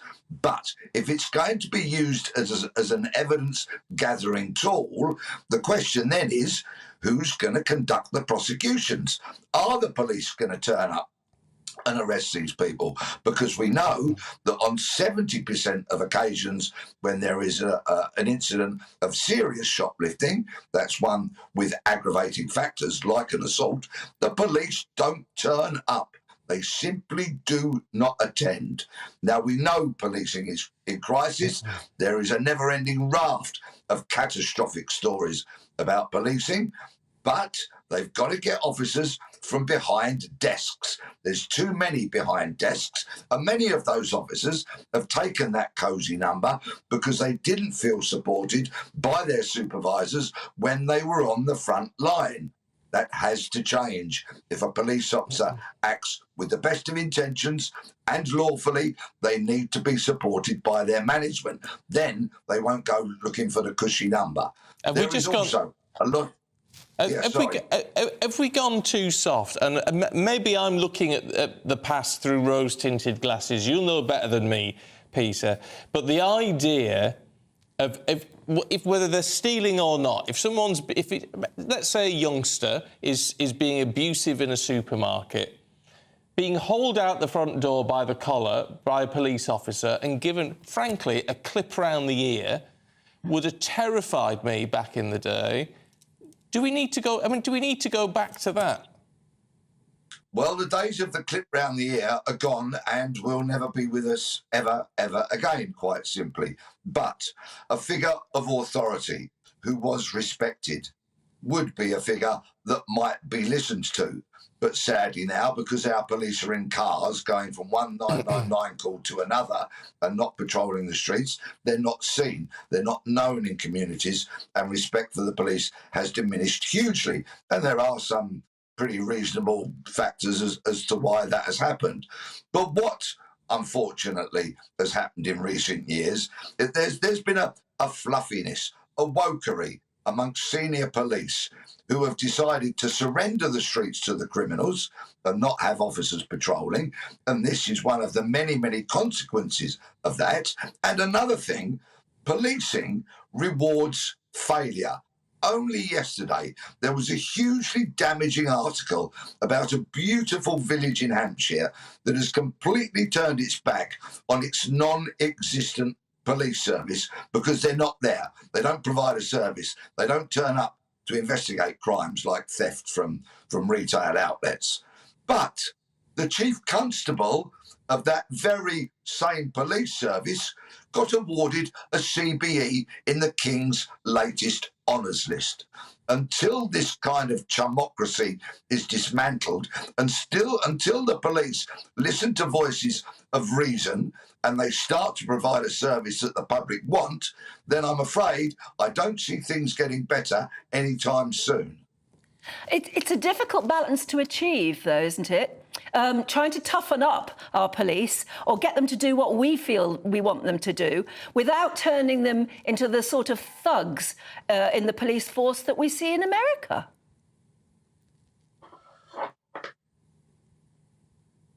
Oh, I think we've lost you. No, he's gone. Yeah, gone. Never mind. Lost sound there. You make it. It's a valid point because you don't want a police state. You don't want thuggery and abuse from the police. So it is a fine line. It's an old-fashioned. It's almost an old-fashioned thing, as you were talking about. How do you go back to that? Can you go back to that? I mean, what Peter was saying was absolutely, right. We've got to be able to rely on our police when we call them. If you wear a body cam in a supermarket and somebody has been very, very abusive, possibly threatening to you, and you've got them on video, are the police going to be interested in it? Yes, exactly. Is that going to be any use to anyone? Is it going to be any use in a prosecution? Only if the police take it seriously. You see, you shouldn't need a prosecution, though, should it? I mean, that's the whole point with this sort of thing. There should be a knock on the door and someone should be really terrified, blooming scared that they've landed themselves in trouble and misbehaved. Yeah. Once upon a time, you were scared of getting into trouble. Clearly, there are people now who just don't care. No, they don't care. And maybe even see it as a badge of honour. But if you're a shop worker, if you're affected by this, let us know. If you think it's going to make a difference, let us. Is it a waste of time? Is it a waste of money? And are we going to become a society where we all walk around with body cams just in case? I mean, I hope not. I'd hate to do that. You can almost see that happening there, can't you? I mean, we've got more CCTV in our country now, certainly per head of population, than in any other country in the world, I think. You see, the issue with that, though, is someone said in the office earlier on, and it doesn't make any difference. Well, actually, it might do. Because how do we... If it's making it... You're not going to see the difference it's making. It may all be now a lot worse if we didn't have that CCTV. And there have been prosecutions recently, haven't there, based on the video evidence of those doorbell cameras. Yes, yeah. So perhaps increased CCTV, everybody wearing a body cam, could make a difference. I have to say, though, there's all this hoo-ha, isn't it? And I know a lot of you out there don't like the idea of this, the surveillance and the idea of the facial recognition cameras and things, but I sort of say, why not? Because then maybe you can put these people onto the system and pick them out. And then go and track them down, see where they are and go and track them down. I'm sort of not... I'm very much a if you've nothing to hide, you've nothing to worry about approach to that.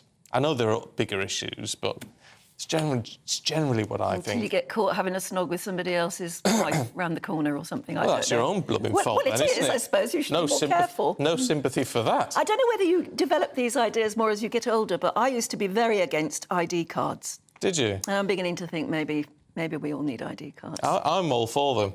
I sort of was at the time, apart from the cost. They were going to charge us 60-odd quid each to get them, which was even a lot more money back then. It was under Labour. But I'm beginning to think, with all of the problems we've got in the rest of society, with illegal migration and all the rest of it, perhaps we all should have ID cards. Yeah. What do you think? Yeah. What do you think? That's an old one to debate, isn't it? gbviews@gbnews.com. Should we have a look at the weather? Oh, we better add. A brighter outlook with Boxed Solar. Proud sponsors of weather on GB News.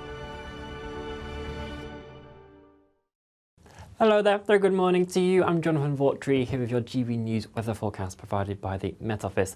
There is a bit of mist and fog around first thing this morning. It's formed underneath this area of high pressure that's keeping winds relatively light, but it is certainly windier up towards northern Scotland with this trailing frontal feature that's providing outbreaks of perhaps heavy rain for Isle of Lewis, the Highlands and the Northern Isles first thing. The rain easing off a touch as we head towards lunchtime, but gales persisting here.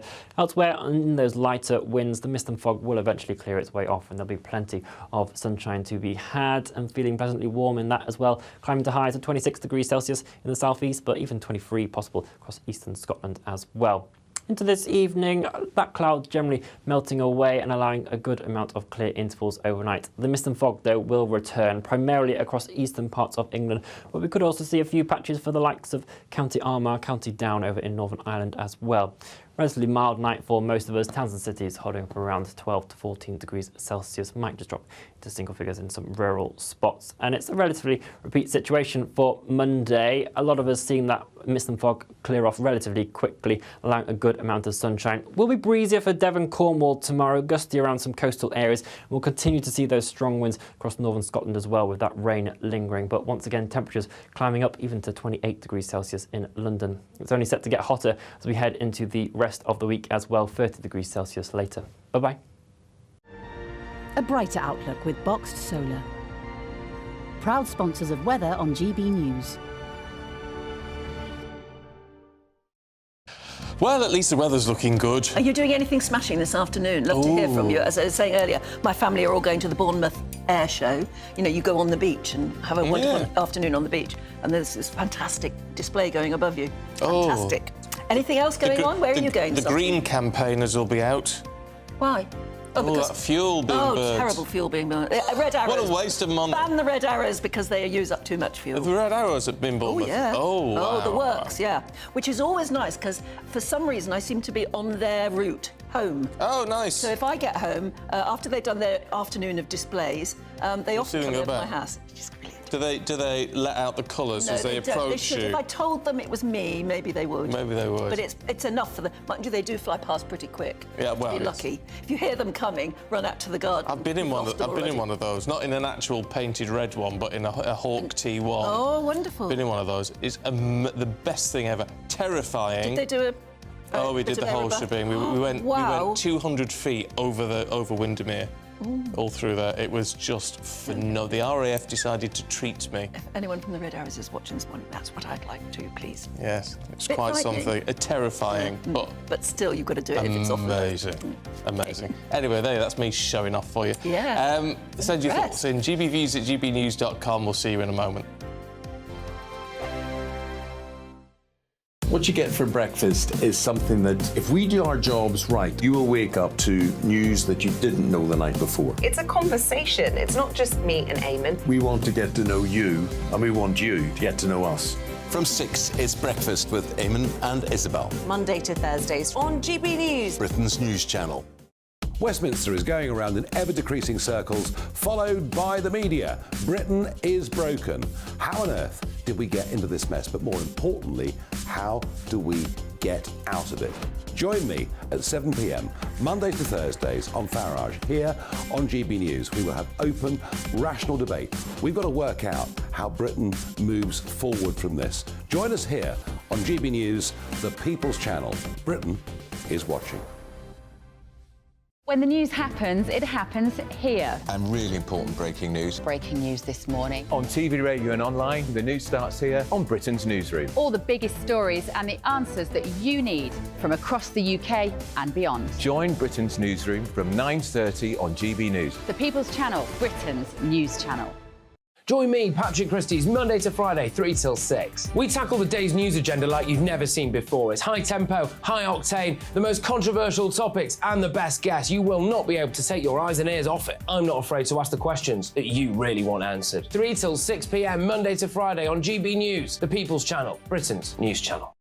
People in Britain, they love free speech, but they also love fair play. I don't care if I'm speaking somebody from a trade union, from the Labour Party, somebody from the SNP. And I think the viewers like to see that actually we can challenge one another, but in a positive way.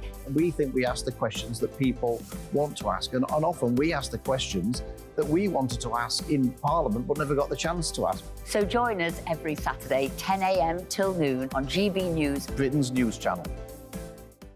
Hi, I'm Dan Wootton. You can watch me live on GB News Monday to Thursday from 9 p.m. And did you know that you can also watch and listen live on our website, gbnews.com?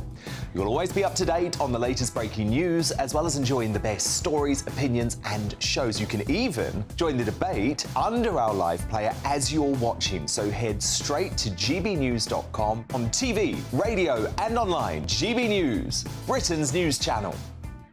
It's all about family, being in people's living rooms, all the interaction and getting to know who our viewers and listeners are. When I was young, my dad used to say, no, stop arguing. I wanted an outlet that would enable me to give my opinion.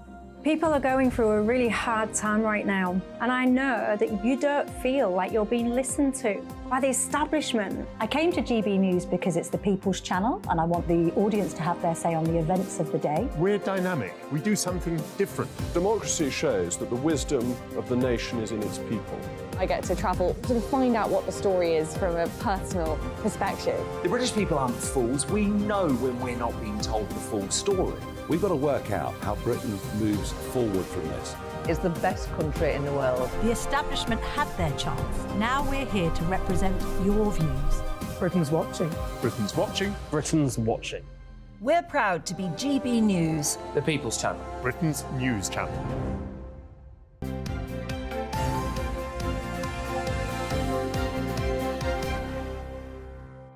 "7:33, this is Breakfast with Stephen and Anne. Good morning to you. He's just been showing me pictures of when you went up with the Red Arrows. or in a Red Arrow aircraft. Yeah. And the guy we'll get the pictures loaded up so we can show them to you. Yeah, the guy who flew me, Adam Collins, then later on became Red 10, so the leader of the Red Arrows. Fab. But it's, yeah, I look a bit green around the gills. Yes. Apparently they expect you to be a little bit sick, don't they? But you have to be trained.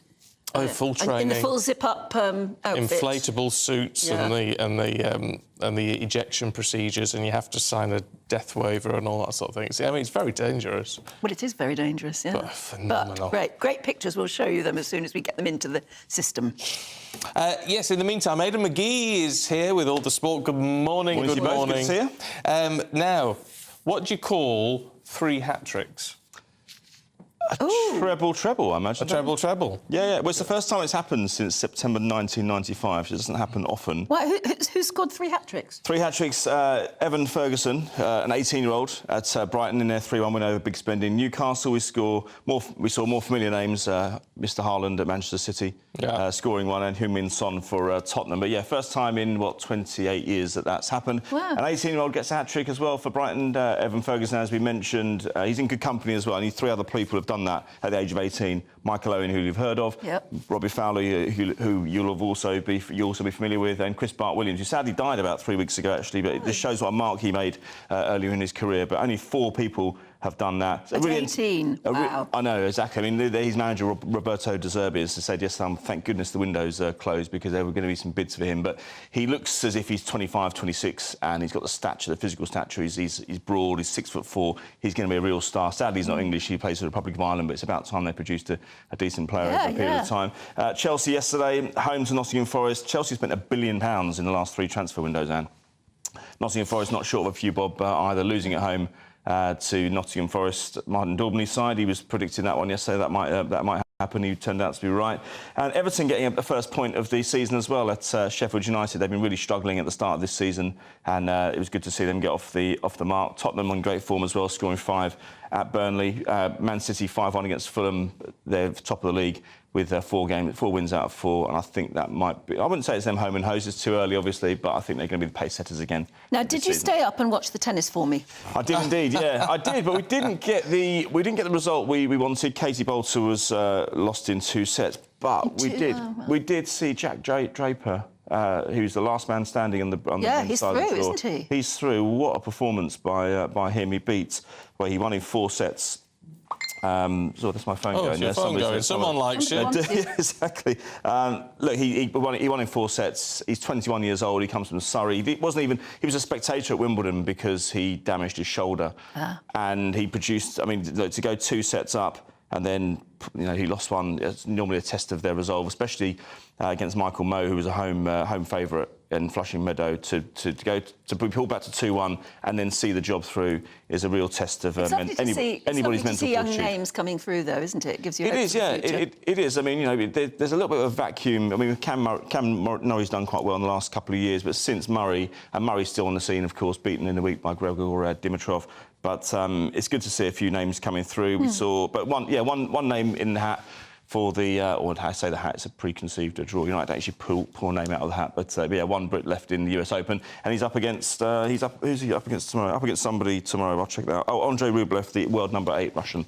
OK, well, that's going to be a tough one for him. It will be, yeah, it will be. And it's such a difficult terrain as well, that hard court, this hot time of year as well, the warmth in New York is tough to do. But he's into the second week, and that's really positive. Yeah. And then there's the boxing. Boxing was incredible last night, I would say. Chris Eubank Jr., I've said for years that he traded off his father's name. He's a bit of a circus. Wasn't his fault that his opponent Conor Say that to his face. I wouldn't do after last night, I tell you, goodness me. He fought Liam Smith back in January. He was absolutely dismantled by Liam Smith, having given it all the big shot before the match. I thought last night would just be a read-through. I thought Liam Smith would dispatch him again. But Eubank came into the ring. I noticed straight away there was a steely determination about him. He looked more comfortable at the weight as well. He went into the ring. He did the famous jump over the ropes that his father used to do back in the Simple Best days. His jab was brilliant. His body shots were fantastic. The uppercuts were so effective. He was devastatingly good. And I've not seen him play like that. And I have to say, or fight like that, I have to say, I have to take back everything I said, because I think now, having seen that last night, is the real deal. Yeah. I need to shut Let me this up, don't I? Aidan. Sorry, I can't help being popular. No. I know, sometimes family forget you're on air and they ring you to tell you you're on. Yeah, I know. I think that's watching you on the that's someone wondering why I'm not wearing a tie, I think. But oh, well, there you go. You'll be all right. But no, brilliant performance last night by Chris Eubank Jr., of course, and he's eyeing a fight against Gennady Golovkin, Triple G, if he can get that off the ground. But How old is he? Oh, he's 33. I was going to say, how much longer can he have to prove himself? Well, yeah, I mean, look, these days they go on to their 40s. I remember when I was a kid, George Foreman fought at 40, and everyone thought, goodness me, it's a medical marvel. But now, I mean, we're seeing it in all sports. It's all this fat-free grilling, isn't it? Yeah, that's what it is. We're seeing it in all sports now. We're seeing footballers, because of sports science, they're going on a little bit later, and I think that's generally a trend. But Chris Eubank Jr., if he'd lost last night, that was the end of him. I'm pretty certain of that. What's interesting as well, last year he distanced himself from his father.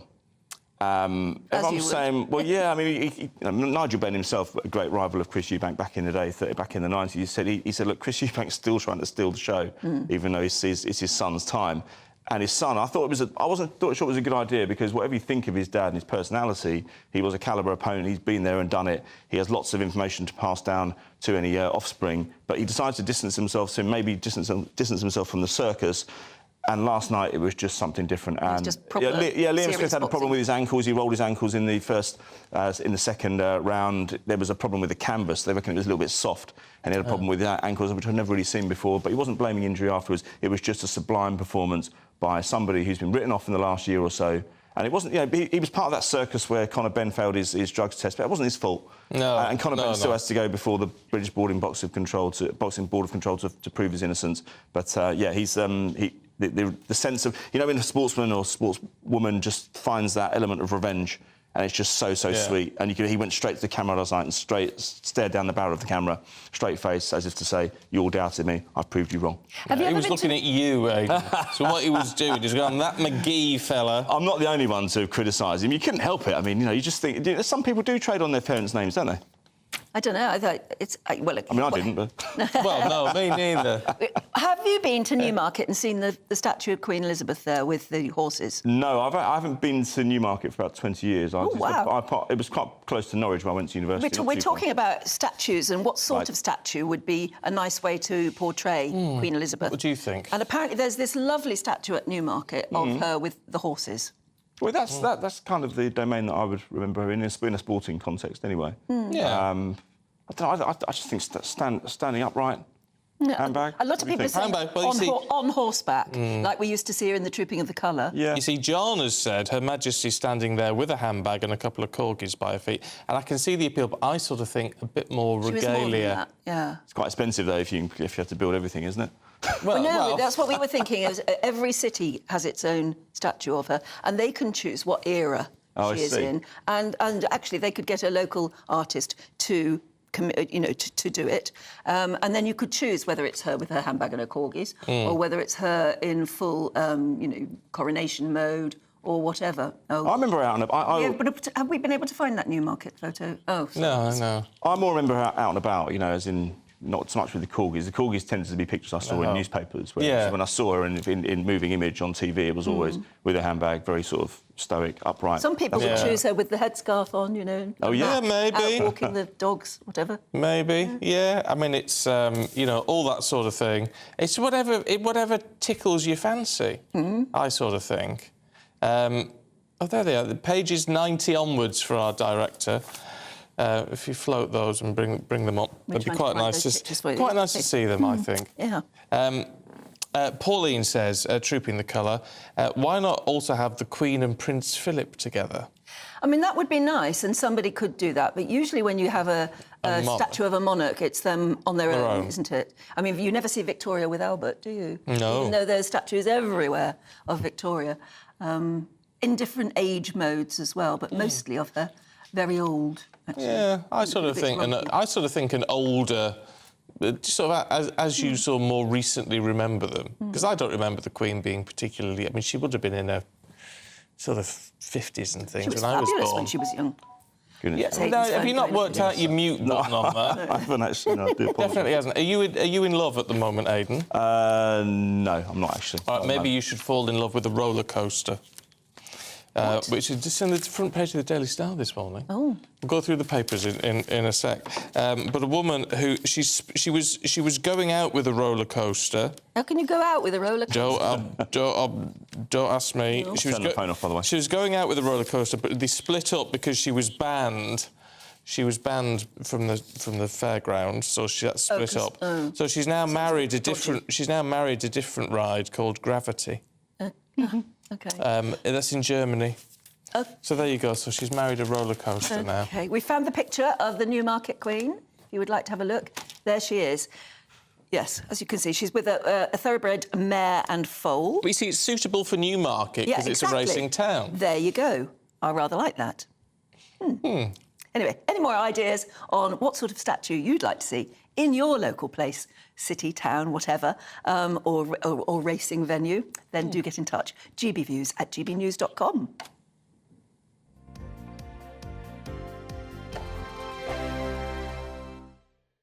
This September, the GB News family is back together. From breakfast, right across the day, breaking the latest stories, and every evening. And don't forget the weekend. We've got the whole of the UK covered.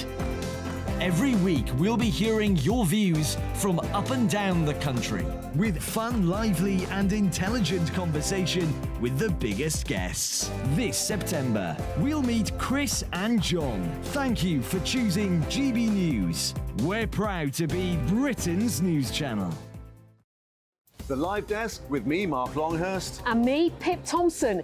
It's here Monday to Friday on GB News. From midday, we'll bring you the news as it breaks, whenever it's happening and wherever it's happening, from across the UK and around the world. Refreshing, feisty, but with a bit of fun too. If it matters to you, we'll have it covered on TV, radio and online. Join the Live Desk on GB News, the People's Channel, Britain's news channel. So Jubes & Co, we tackle the issues of the day with real robust debate, both sides of the fence, battling it out with me in the middle with my forthright opinions and views. And often really interesting things happen because you start with a position and then by the end of the debate you find actually, well, I might not have thought about that one. What we need in this country is 2 new political parties. You should maybe think about doing a 2024 calendar. I'm Michelle Dewberry and I'm keeping you company right through until 7 o'clock this evening. GB News, the People's Channel, Britain's watching. Every Sunday from 11, join Michael Portillo. There'll be topical discussion, looking at the week before and the week to come. So kick back and relax at 11 a.m. on Sundays on GB News with me, Michael Portillo. GB News, the People's Channel, Britain's news channel. In a world of dull and predictable radio and TV shows. Oh, hi. On Mark Dolan tonight, we've got big guests. We drill into the big stories of the day. The show adds up to a brilliant listening and viewing experience. Mark Dolan Tonight is the most entertaining current affairs show ever, and that's a fact. That's Mark Dolan Tonight, Friday, Saturday and Sunday from 9. Only on GB News, Britain's news channel. Like all families, we have arguments every now and then, but actually we agree on what the mission of GB News is, and that's the most fundamentally important thing. GB News provides the kind of platform that lets all voices be heard. We don't hold back. We're free to say what we really think. Just because some people who live in a tiny little Westminster bubble think that their particular story is important, that's not the most important story for me. And often they will be difficult stories, stories that you won't find on the establishment media. Because what people think in the north of England may be very different to what they're thinking in the home counties. We're going to carry on telling the world what life is really like for households up and down the UK. We love to be in your car, in your kitchen as you're having your breakfast, whatever you're doing, you are part of the show. If it matters to you, it matters to us. Britain's watching. Britain's watching. Britain's watching. We're proud to be GB News, the People's Channel, Britain's news channel.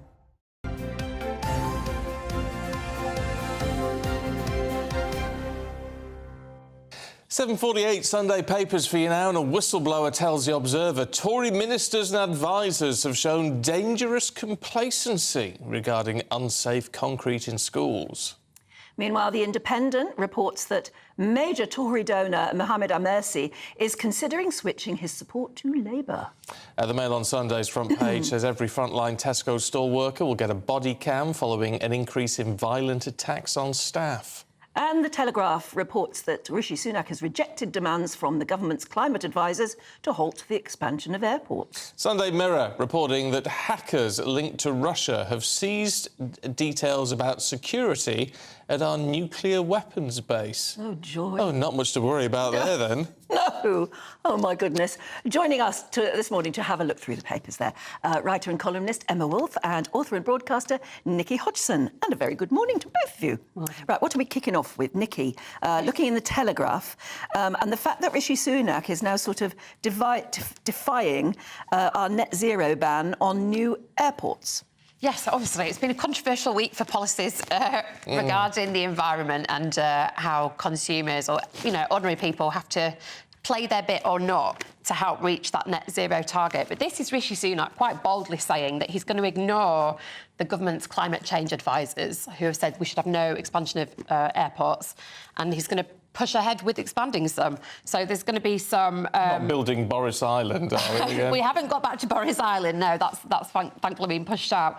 But Southampton is going to see some... It's going to be some of the small airports, such as Southampton, London's Gatwick, City and Heathrow. They've also got plans in the works to expand. We talk about this a lot because, Rishi Sunak's priority is the economy, So he wants to secure Britain as a major player in the world in terms of, who can come in and out, what kinds of business we can do. Obviously, we've had Brexit. We've got to find new trade routes in. We've got to find new routes for attracting talent to come and do business with us. And this is what he's concerned with. The reason this is going to be controversial is because the body that has basically said you shouldn't be expanding airports has lots of support from big charities like Greenpeace, lots of environmental campaigners, and they will probably mount legal challenges if Rishi Sunak allows for airport expansion to go on. So basically, he's kicking the green agenda down the road. Yes. Yeah, I'm still very unclear as to where the Conservative Party and Labour stand. Really, where they stand. They don't know. They don't know. We don't know. Where do they stand on ULEZ? OK. The Labour mayor, that's been so controversial over the past few weeks.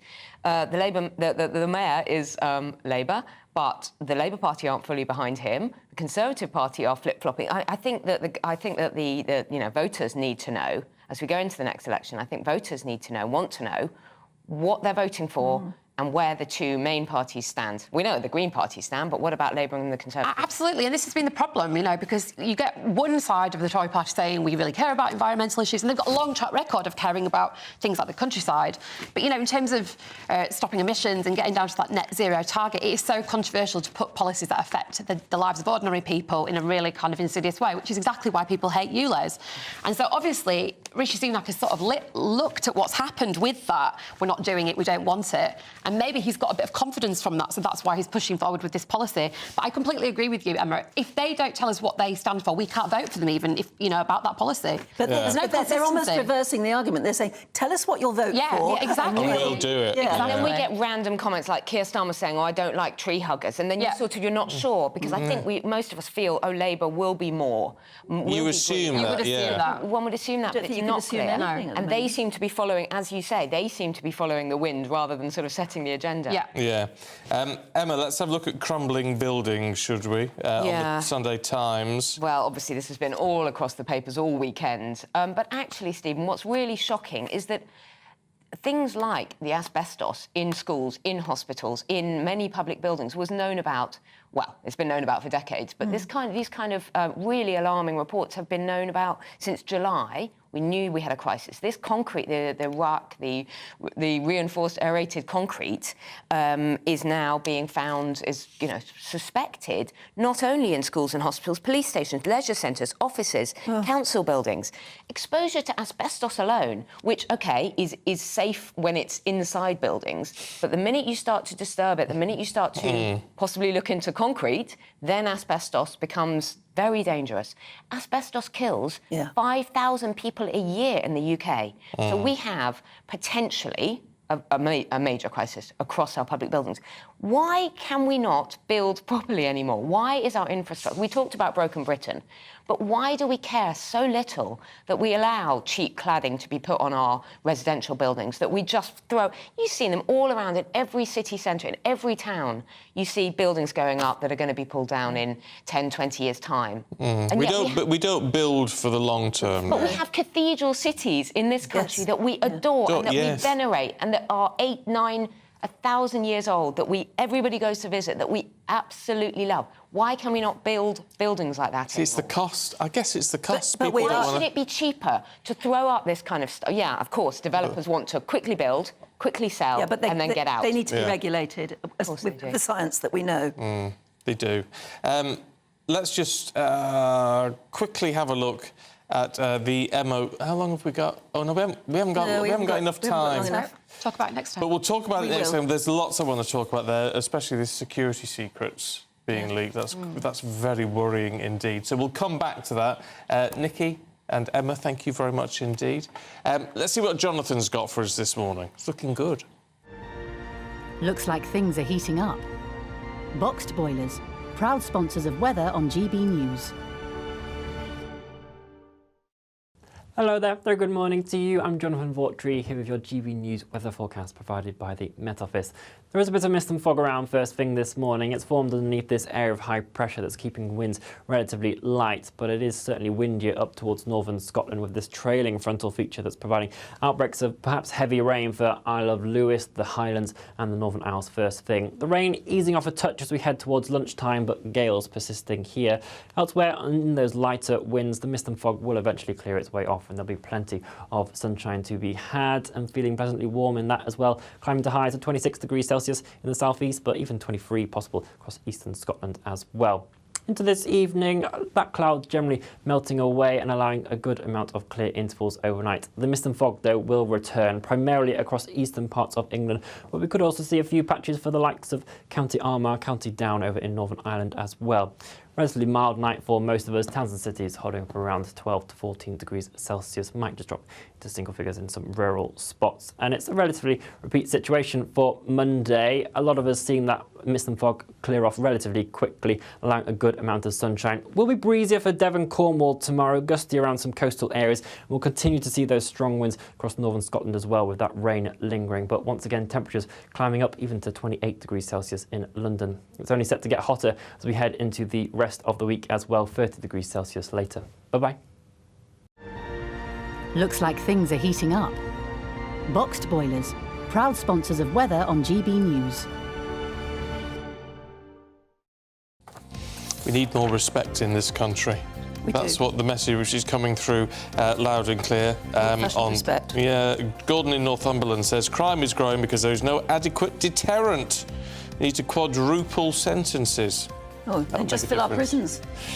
Would fill our prisons anyway. Yeah. Let us know. What you get for breakfast is something that, if we do our jobs right, you will wake up to news that you didn't know the night before. It's a conversation. It's not just me and Eamon. We want to get to know you, and we want you to get to know us. From 6, it's Breakfast with Eamon and Isabel. Monday to Thursdays on GB News, Britain's news channel. Westminster is going around in ever-decreasing circles, followed by the media. Britain is broken. How on earth did we get into this mess? But more importantly, how do we get out of it? Join me at 7 p.m, Monday to Thursdays on Farage, here on GB News. We will have open, rational debate. We've got to work out how Britain moves forward from this. Join us here on GB News, the People's Channel. Britain is watching.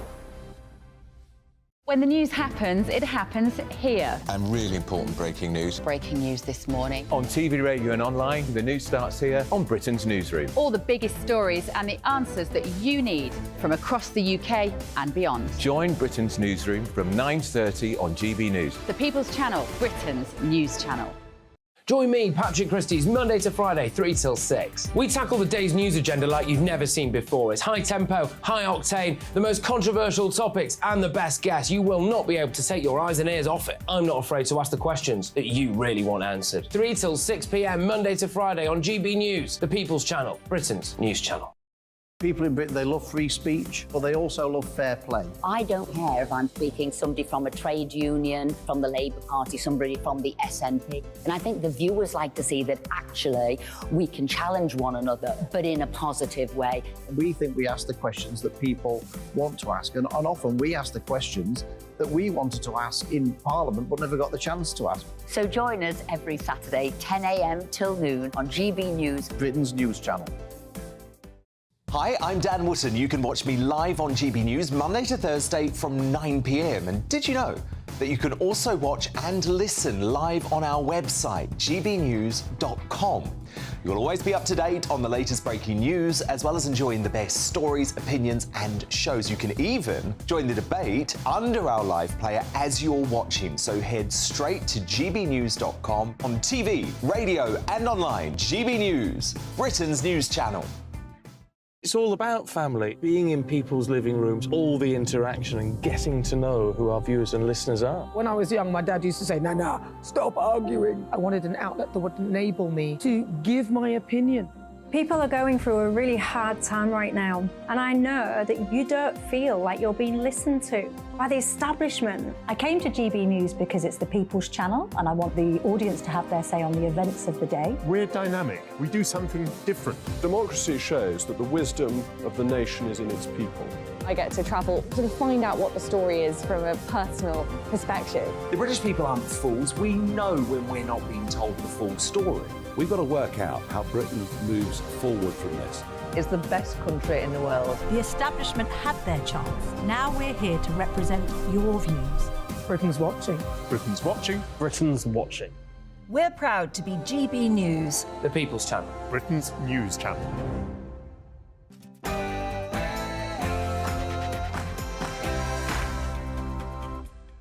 Good morning to you. It's 8 o'clock on Sunday, the 3rd of September. Today, Concrete Gate continues. Labour wants to force the government to publish a full list of schools affected by crumbling concrete. Nearly a year on from her death, it's time for a permanent memorial to Queen Elizabeth. But what would you do to mark her? Tesco will offer every frontline store worker a body camera because of 200 violent attacks on staff every month. And hopefully with better news, Jonathan from the Met Office. It's a foggy start to Sunday for some of us, but there's plenty of sunshine in the forecast as well. Join me later for all your weather details. Good morning to you. I'm Stephen Dixon. And I'm Anne Diamond, and this is Breakfast on GB News.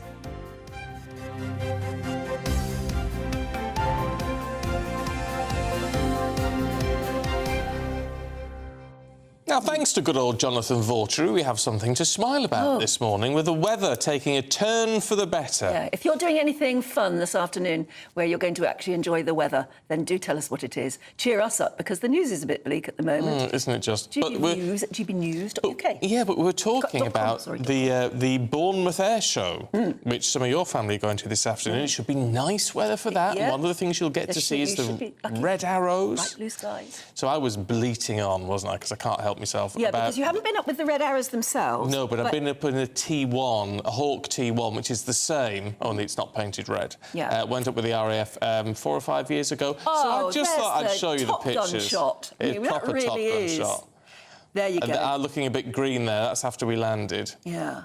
So, what sort of training do you have to be able to do to prepare you for that? You do... Because you're going at how many Gs? I don't know how many Gs. But I mean, it's quite not a few easy. Gs. It's not easy. It's not a pleasure ride, and you do have a full day's training. So you're there overnight. You have a full day's training on how to be. It's all stuff like those suits inflate, and you've got to clench it, because otherwise the blood will drain from your head and you'll pass out. So there are the bits you see, the sort of padding. Those bits. suits, Yeah. and you see you see that tube off to one side. Yes. And that gets plugged into like an air pressure thing. So when you go at certain Gs, which is when you're going round a corner, tight corner, and things like that, the suit inflates all around your legs to stop the blood falling down into your legs and into your stomach. Yeah. Really but you say hard. you have to clench your stomach as well. You have to clench your stomach really hard.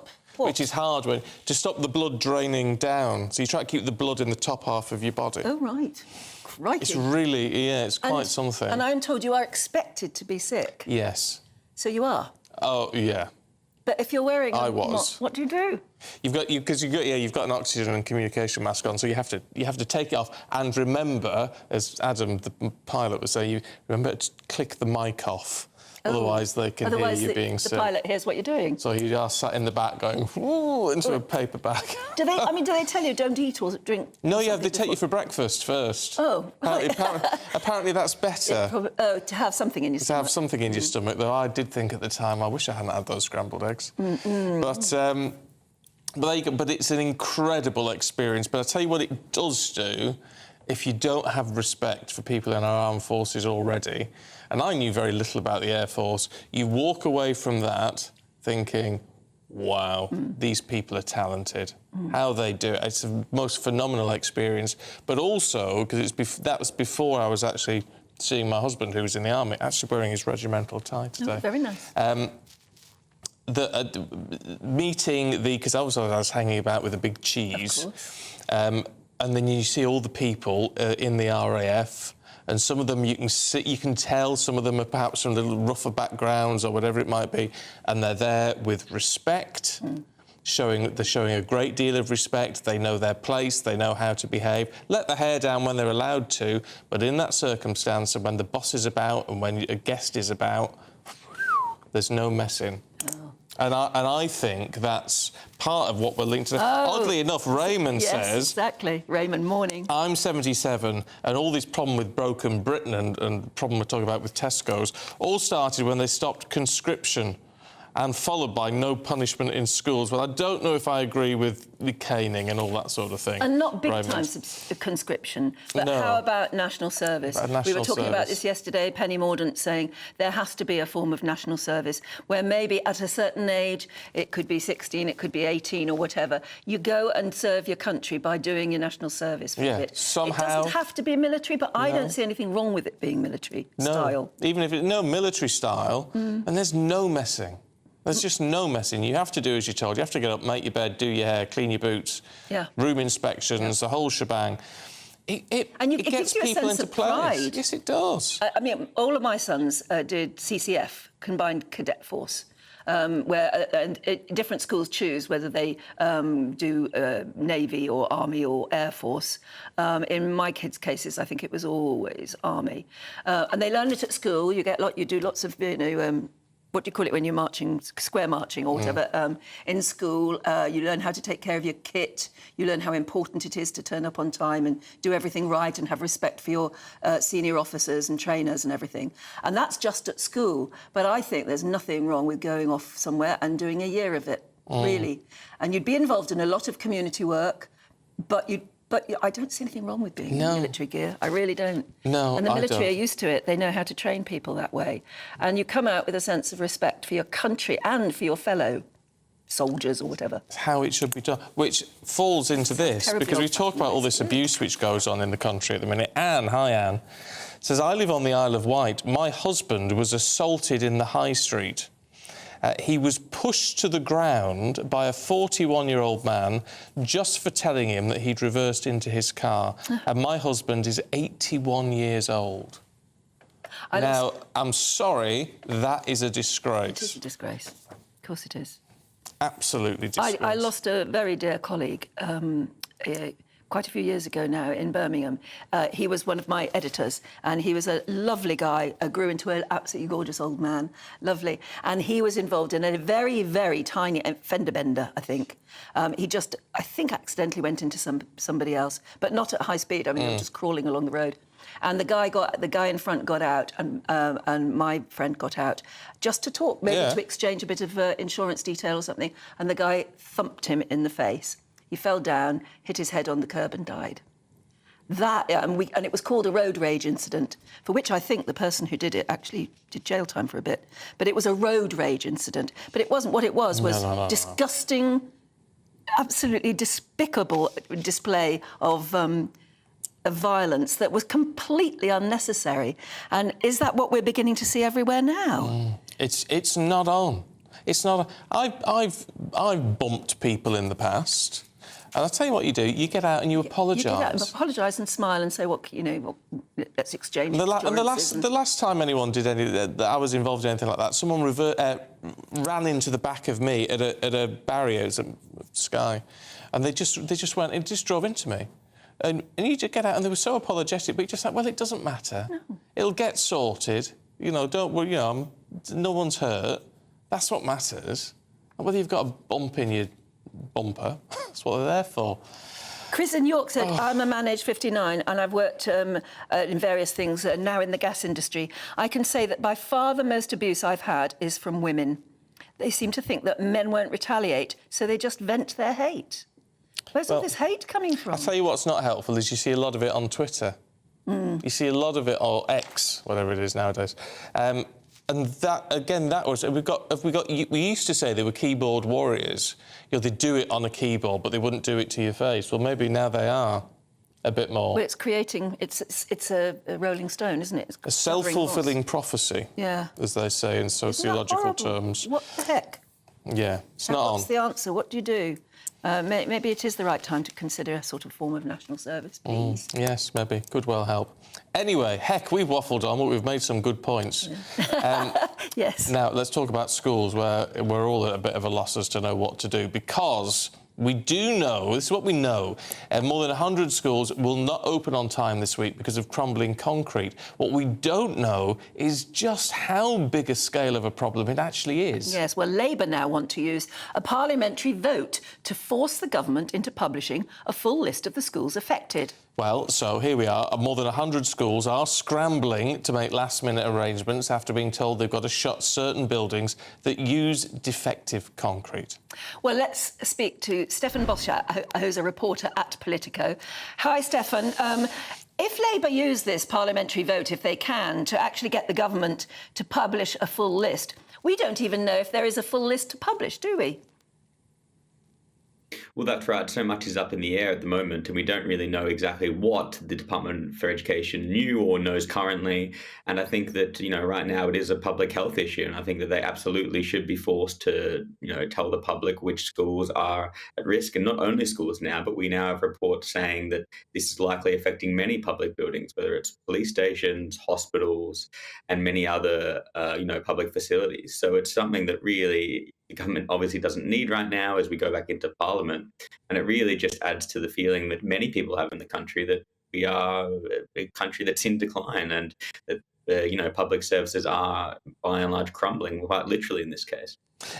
Is part of the issue here, and I'm trying to see it from the government's perspective, is part of the problem that if you publish a list, there is an assumption that if you're not on that list, everything's fine and dandy, which at this stage may not be true? Well, that's right, and we don't really know the extent of the problem. There are so many potential buildings affected by this. I mean, from what I've read over the last few days, as this issue of RAC, reinforced aerated concrete, has come to the fore, is that between the 60s and 90s, this was a very standard way of building public buildings, and it's something that has been used for so long, and it could be very widespread. And I think that I don't think that the government has to come out necessarily tomorrow right away and say this is everything that we every building. But I think that they should say within a time limit, say within a couple of weeks, that they can get to the bottom of this, because it is such an urgent thing. And if we have any sort of danger of public buildings collapsing, of in some case potentially asbestos in these buildings, I think that there does need to be some accountability and some sort of timeline where they can announce exactly what they know and exactly what the people should know. One can only imagine the row that's going to erupt in Parliament about this when they get back. Do you think, though, it's fair for either side, or any side, to make political points out of this? Because clearly this is a problem that has gone back and been ignored for decades. Yeah, I think that's a completely fair point. I don't think that anyone's, completely in the clear on this. If we look back to the last Labor government from 97 to 2010, these problems were still evident then. And obviously, in the last 13 years, we have had a period of austerity. But broadly, I don't think that actually would have made much of a difference. I mean, there is an argument to say that more schools, for instance, should have been built in this period. A lot of people have made that argument. But in terms of what we know about this, type of concrete, we didn't know that there's potentially dangerous effects of it, within the time where we expected that it would be okay. That's something that we didn't know. However, one thing which should be pointed out is that we do have reports today from The Observer saying Nadeem Zahawi, the former Education Secretary, he was warned about this multiple times, and his special advisor were warned about this multiple times very recently, as early last year. So that's something that I think that should be taken into account. But yeah, you're totally right. It's clearly an issue that has been forgotten or fallen through the cracks for both the last governments. Do you think we'll see any change from the government on this? Because one thing which surely must be obvious to them now, because it's obvious to everybody else, that actually keeping, or at least not being totally transparent on this, is nothing but damaging. That's right. I think it was David Cameron that said sunlight is the best disinfectant, and I think that's exactly what they're going to do this week. I think they're going to have, the Education Secretary Gillian Keegan and Rishi Sunak come out and prostrate themselves on the altar of public opinion, and I think they're going to have to be very open about this, because after a period of COVID where, for instance, you had so many kids in state schools falling behind and so many kids affected from lower socioeconomic areas by that period of disruption, to then turn around now and say to, a lot of these similar areas that your kids aren't going to be at school over the next however long, that's going to cause a lot of anger. So they're going to have to be really careful how they play this politically, and they need to be seen, I think, as being very open to all of it. Never mind satisfying the other politicians, they're going to have to come up pretty quickly now, aren't they, with a plan to satisfy parents.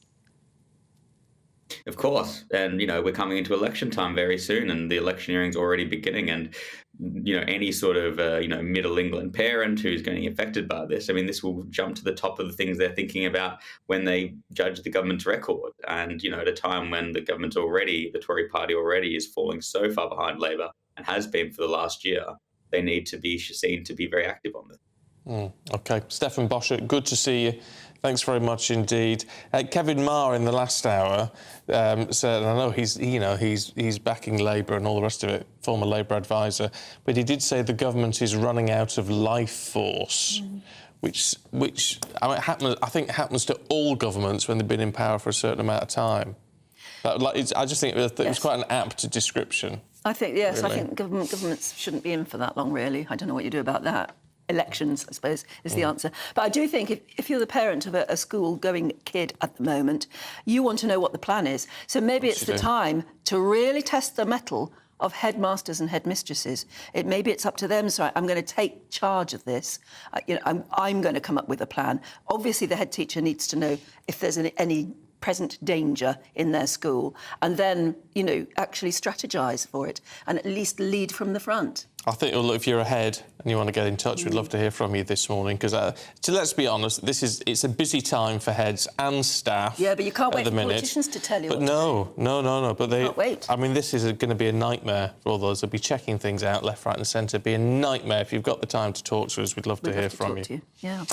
Now, plans for a permanent memorial to Queen Elizabeth and a national legacy programme in her honour are going to be unveiled in 2026. It would have been her centenary year, of course. Unbelievable, isn't it? The Queen Elizabeth Memorial Committee is going to consider and recommend proposals for a fitting tribute to the nation's longest-reigning monarch, following her death, of course, this time last year. And the government has said it will support the proposals and consider funding options. But we can't believe it's taken them a year to set up a committee, let alone till 2026 to come up with the ideas. That's ridiculous. It's not quick enough, is it? No, someone who can organise things much faster than that is Royal Pageant Master Bruno Peake. Good morning, Bruno. It's lovely to see you. Look, you've got to say, 2026, 4 years from her death, it seems a ridiculous amount of time. We'd get the ball rolling now, couldn't we? Well, they've got to get the various ideas in from not just people throughout the UK, but from people from around the Commonwealth, because we mustn't forget that the Queen was head of the Commonwealth as well. So sometimes it's worth waiting a bit of time to make sure that you get things correct, especially as it's going to be long term. We've had all sorts of ideas coming in already this morning from our wonderful viewers. Everything from renaming Heathrow Airport to be Queen Elizabeth Airport to just having lots of local memorials in the form of statues of her at various stages of her life in different cities throughout the country.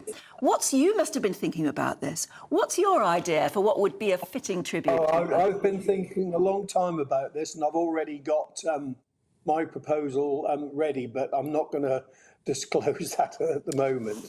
But, I do agree that the memorial should be not just UK-wide, but Commonwealth-wide, and something that could be organised every year as well.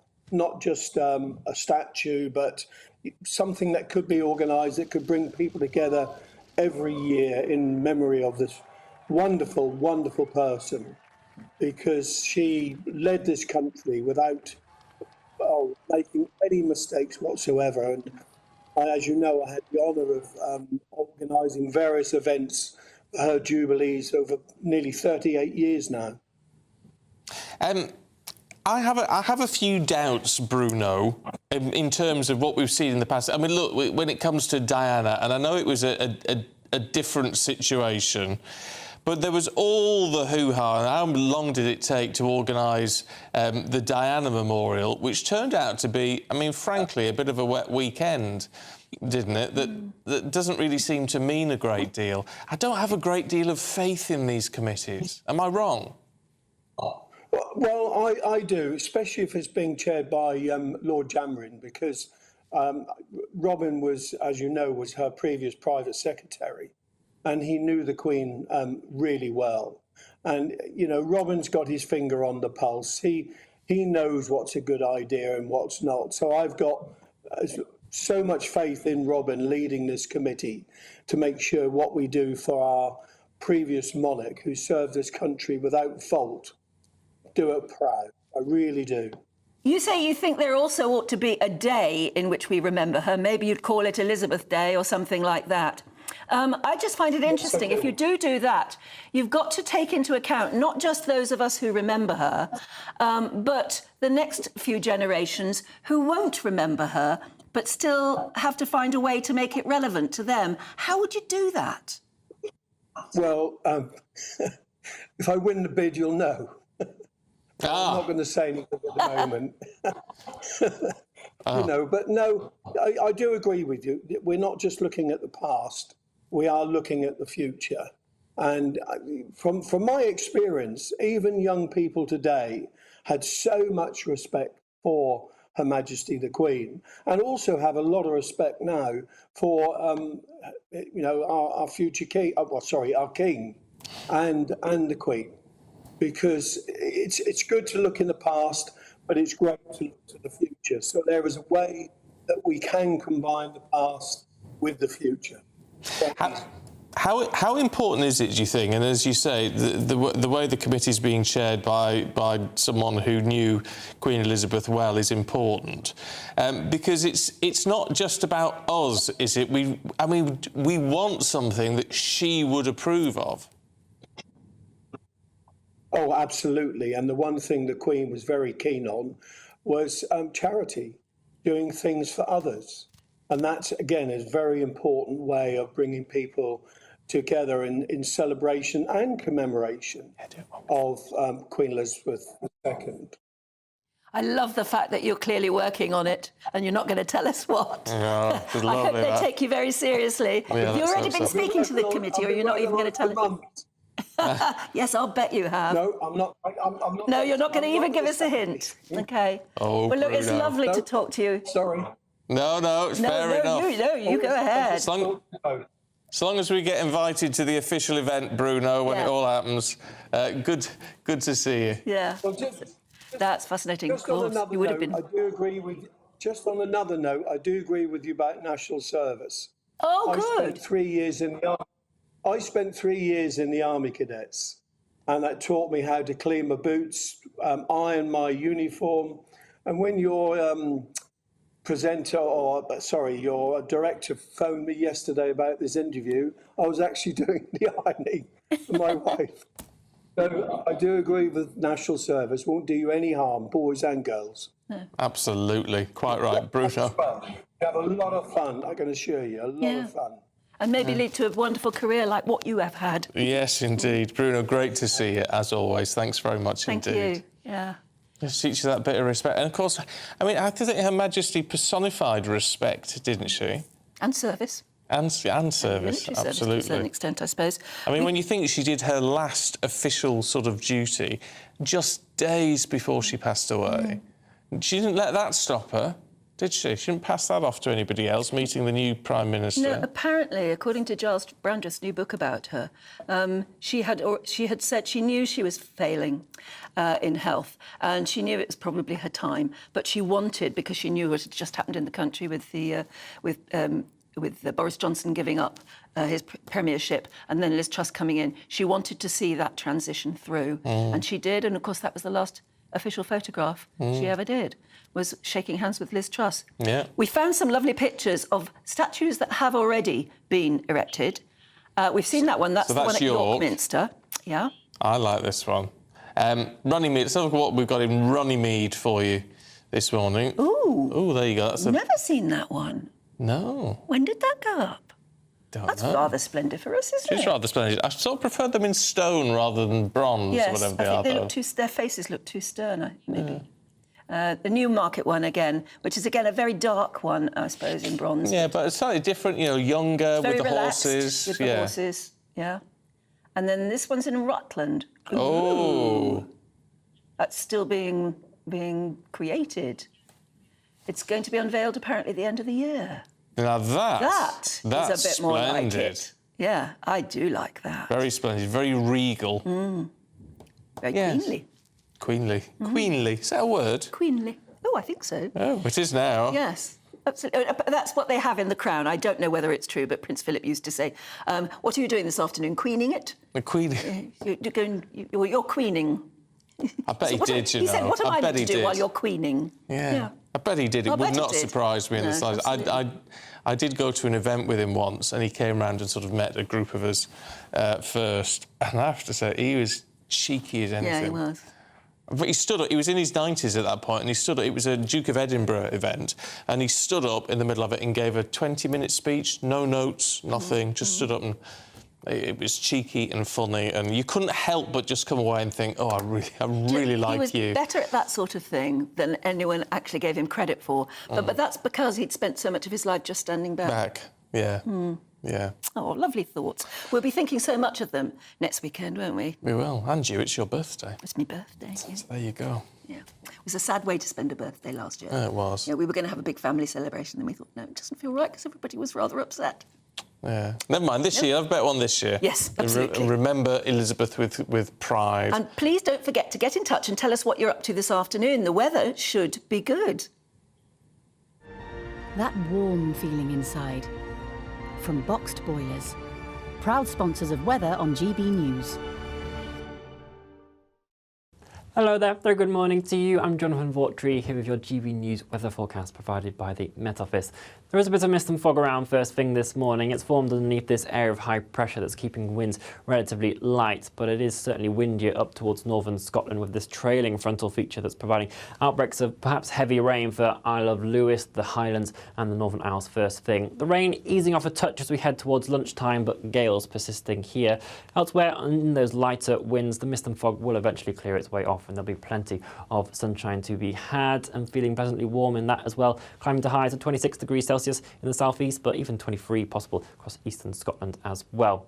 Into this evening, that cloud generally melting away and allowing a good amount of clear intervals overnight. The mist and fog, though, will return, primarily across eastern parts of England, but we could also see a few patches for the likes of County Armagh, County Down over in Northern Ireland as well.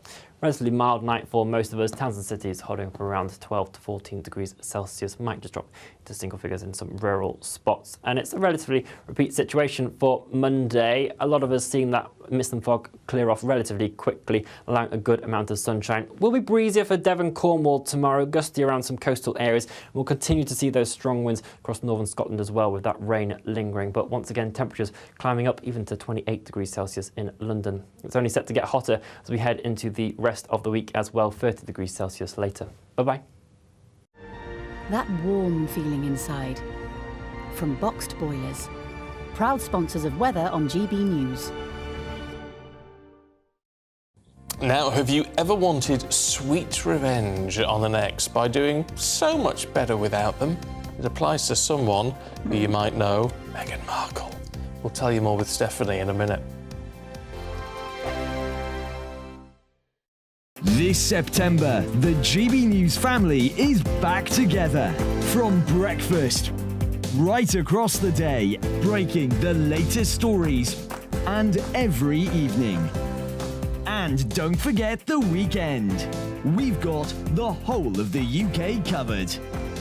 Every week, we'll be hearing your views from up and down the country, with fun, lively and intelligent conversation with the biggest guests. This September, we'll meet Chris and John. Thank you for choosing GB News. We're proud to be Britain's news channel. The Live Desk with me, Mark Longhurst. And me, Pip Thompson.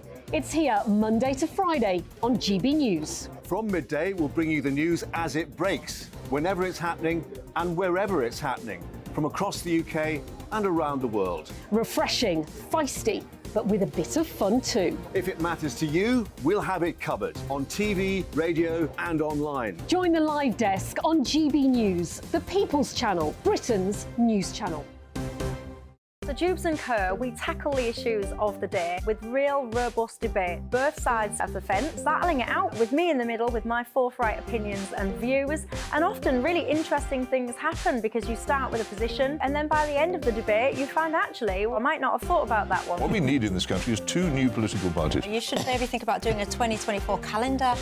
I'm Michelle Dewberry and I'm keeping you company right through until 7 o'clock this evening. GB News, the People's Channel, Britain's watching. Every Sunday from 11, join Michael Portillo. There will be topical discussion, looking at the week before and the week to come. So kick back and relax at 11 a.m. on Sundays on GB News with me, Michael Portillo. GB News, the People's Channel, Britain's news channel. In a world of dull and predictable radio and TV shows.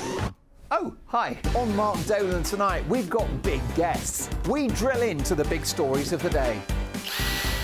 The show adds up to a brilliant listening and viewing experience. Mark Dolan Tonight is the most entertaining current affairs show ever, and that's a fact. That's Mark Dolan Tonight, Friday, Saturday and Sunday from 9. Only on GB News, Britain's news channel. Like all families, we have arguments every now and then, but actually we agree on what the mission of GB News is, and that's the most fundamentally important thing. GB News provides the kind of platform that lets all voices be heard. We don't hold back. We're free to say what we really think. Just because some people who live in a tiny little Westminster bubble think that their particular story is important, that's not the most important story for me. And often there will be difficult stories, stories that you won't find on the establishment media. Because what people think in the north of England may be very different to what they're thinking in the home counties. We're going to carry on telling the world what life is really like for households up and down the UK. We love to be in your car, in your kitchen as you're having your breakfast. Whatever you're doing, you are part of the show. If it matters to you, it matters to us. Britain's watching. Britain's watching. Britain's watching. We're proud to be GB News, the People's Channel, Britain's news channel.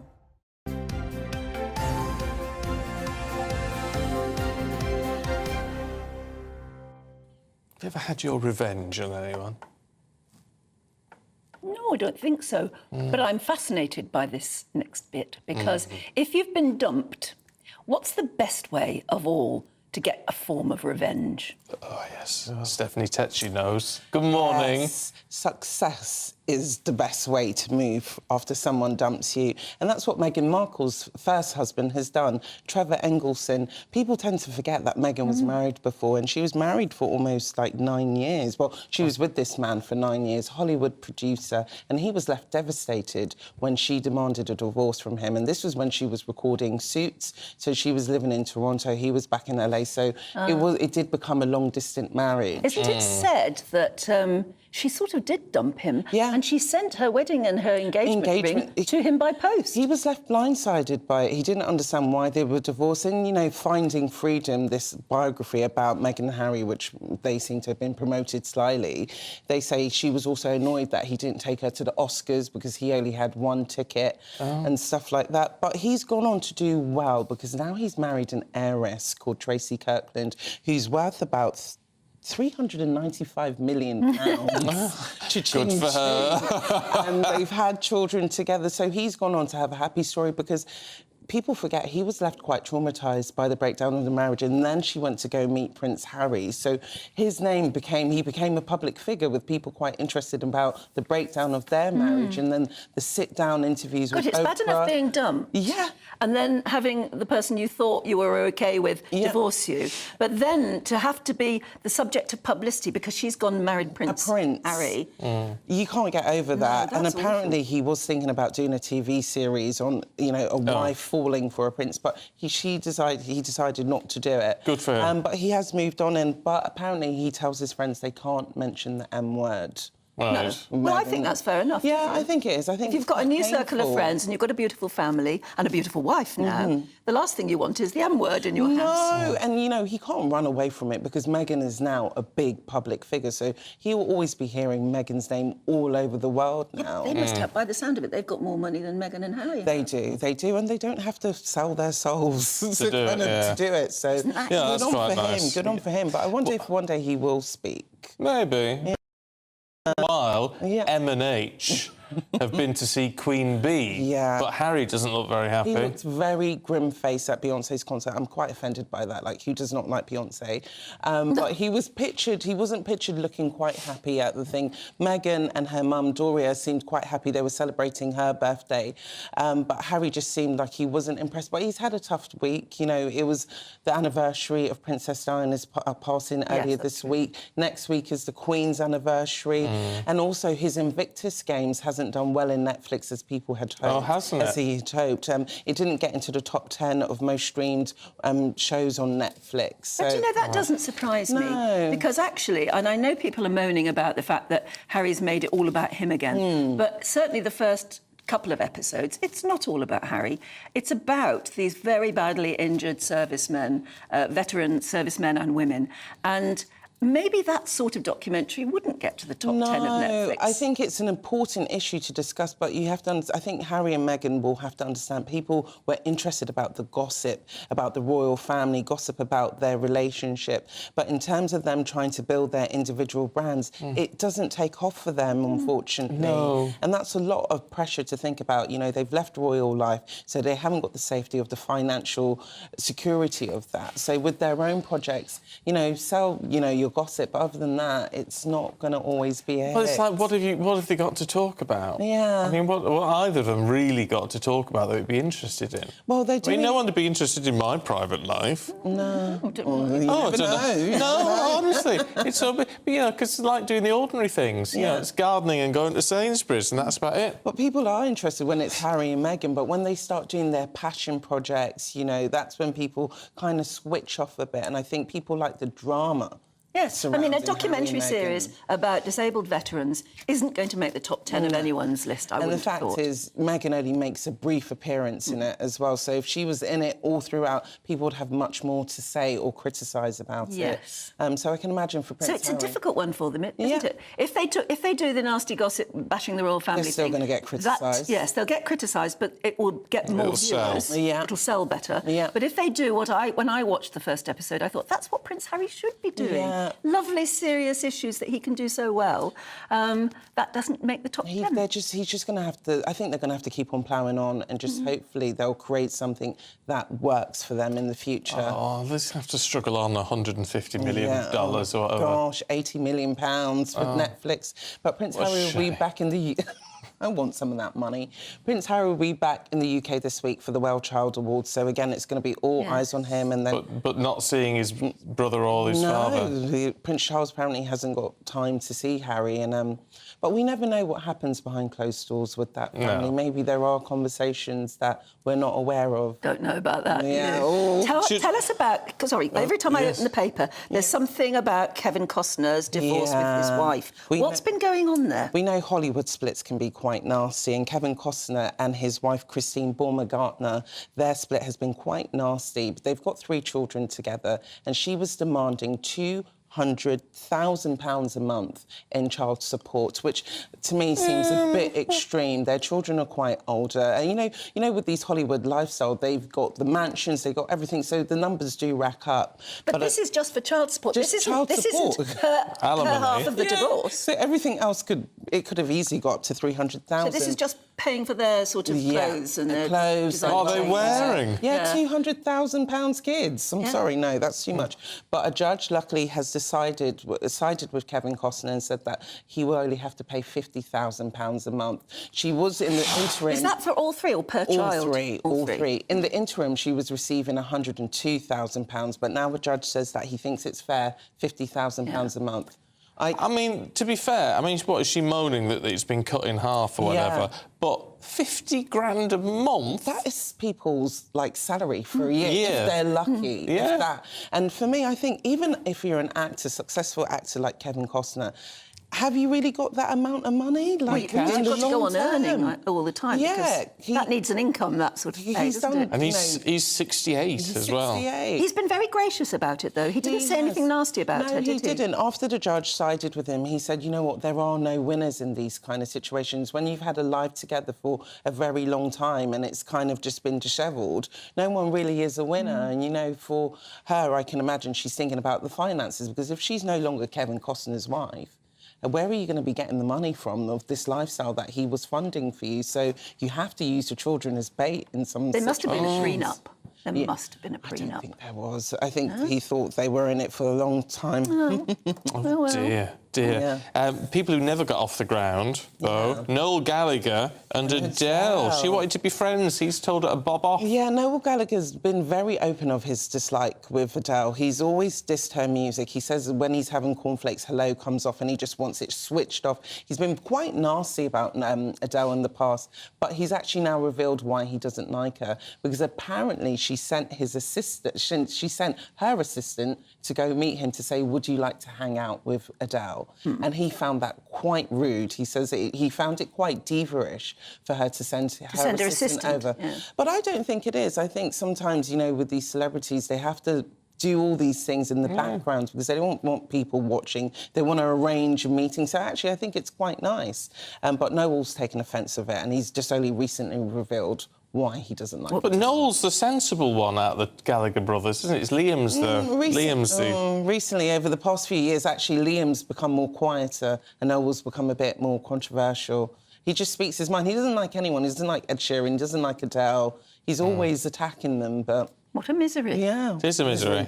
Misery doesn't like company. No, I have to say, because Adele, whether you like her music or not, when you see her being interviewed and things, she comes across as actually quite a nice person. I think she is. I think she hasn't, even though she has all this success, when you speak to her, you can still get that Londoner vibe from her. She hasn't gone all Hollywood. So I think for her to actually extend that invitation to Liam was quite nice. But if you have people who work for you, then you send your people to their people, don't you? To make it work. Yeah, but, I would have thought so. But maybe Liam didn't have any people, so that's why she sent I can't believe Liam hasn't got any people. No, I don't know. Maybe he hasn't. Maybe he hasn't. I don't know how much Does he money wash he's his own got. underwear? I don't think so. I doubt it. He's been living in a hotel for the past few months since his divorce, actually. Oh, really? On Park Lane, yeah. Oh, Park Lane. Well, that'll be costing him. Who was he married to? That was... He was married to... I can't remember her name now, but they were together a long time, weren't they? They were. I thought they lasted, I think they were together over like 15 years, so... Oh, dear. Ouch. Poor Liam. Oh, no sympathy from Stephanie Tetchy this morning. There you go. Look, we've got all those stories making the Sunday newspapers coming up in just a moment. This is GB News. What you get for breakfast is something that, if we do our jobs right, you will wake up to news that you didn't know the night before. It's a conversation. It's not just me and Eamon. We want to get to know you, and we want you to get to know us. From 6, it's Breakfast with Eamon and Isabel. Monday to Thursdays on GB News. Britain's news channel. Westminster is going around in ever-decreasing circles, followed by the media. Britain is broken. How on earth did we get into this mess? But more importantly, how do we get out of it? Join me at 7 p.m, Mondays to Thursdays on Farage, here on GB News. We will have open, rational debate. We've got to work out how Britain moves forward from this. Join us here on GB News, the People's Channel. Britain is watching. When the news happens, it happens here. And really important breaking news. Breaking news this morning. On TV, radio and online, the news starts here on Britain's Newsroom. All the biggest stories and the answers that you need from across the UK and beyond. Join Britain's Newsroom from 9:30 on GB News. The People's Channel, Britain's news channel. Join me, Patrick Christie's, Monday to Friday, 3 till 6. We tackle the day's news agenda like you've never seen before. It's high tempo, high octane, the most controversial topics and the best guests. You will not be able to take your eyes and ears off it. I'm not afraid to ask the questions that you really want answered. 3 till 6 p.m, Monday to Friday on GB News, the People's Channel, Britain's news channel. People in Britain, they love free speech, but they also love fair play. I don't care if I'm speaking somebody from a trade union, from the Labour Party, somebody from the SNP. And I think the viewers like to see that actually we can challenge one another, but in a positive way. We think we ask the questions that people want to ask, and often we ask the questions that we wanted to ask in Parliament but never got the chance to ask. So join us every Saturday, 10 a.m. till noon on GB News, Britain's news channel. Hi, I'm Dan Wootton. You can watch me live on GB News Monday to Thursday from 9 p.m. And did you know that you can also watch and listen live on our website, gbnews.com? You'll always be up to date on the latest breaking news, as well as enjoying the best stories, opinions and shows. You can even join the debate under our live player as you're watching. So head straight to gbnews.com on TV, radio and online. GB News, Britain's news channel. It's all about family, being in people's living rooms, all the interaction and getting to know who our viewers and listeners are. When I was young, my dad used to say, "Nana, stop arguing." I wanted an outlet that would enable me to give my opinion. People are going through a really hard time right now, and I know that you don't feel like you're being listened to by the establishment. I came to GB News because it's the People's Channel, and I want the audience to have their say on the events of the day. We're dynamic. We do something different. Democracy shows that the wisdom of the nation is in its people. I get to travel to find out what the story is from a personal perspective. The British people aren't fools. We know when we're not being told the full story. We've got to work out how Britain moves forward from this. Is the best country in the world. The establishment had their chance. Now we're here to represent your views. Britain's watching. Britain's watching. Britain's watching. We're proud to be GB News, the People's Channel, Britain's news channel.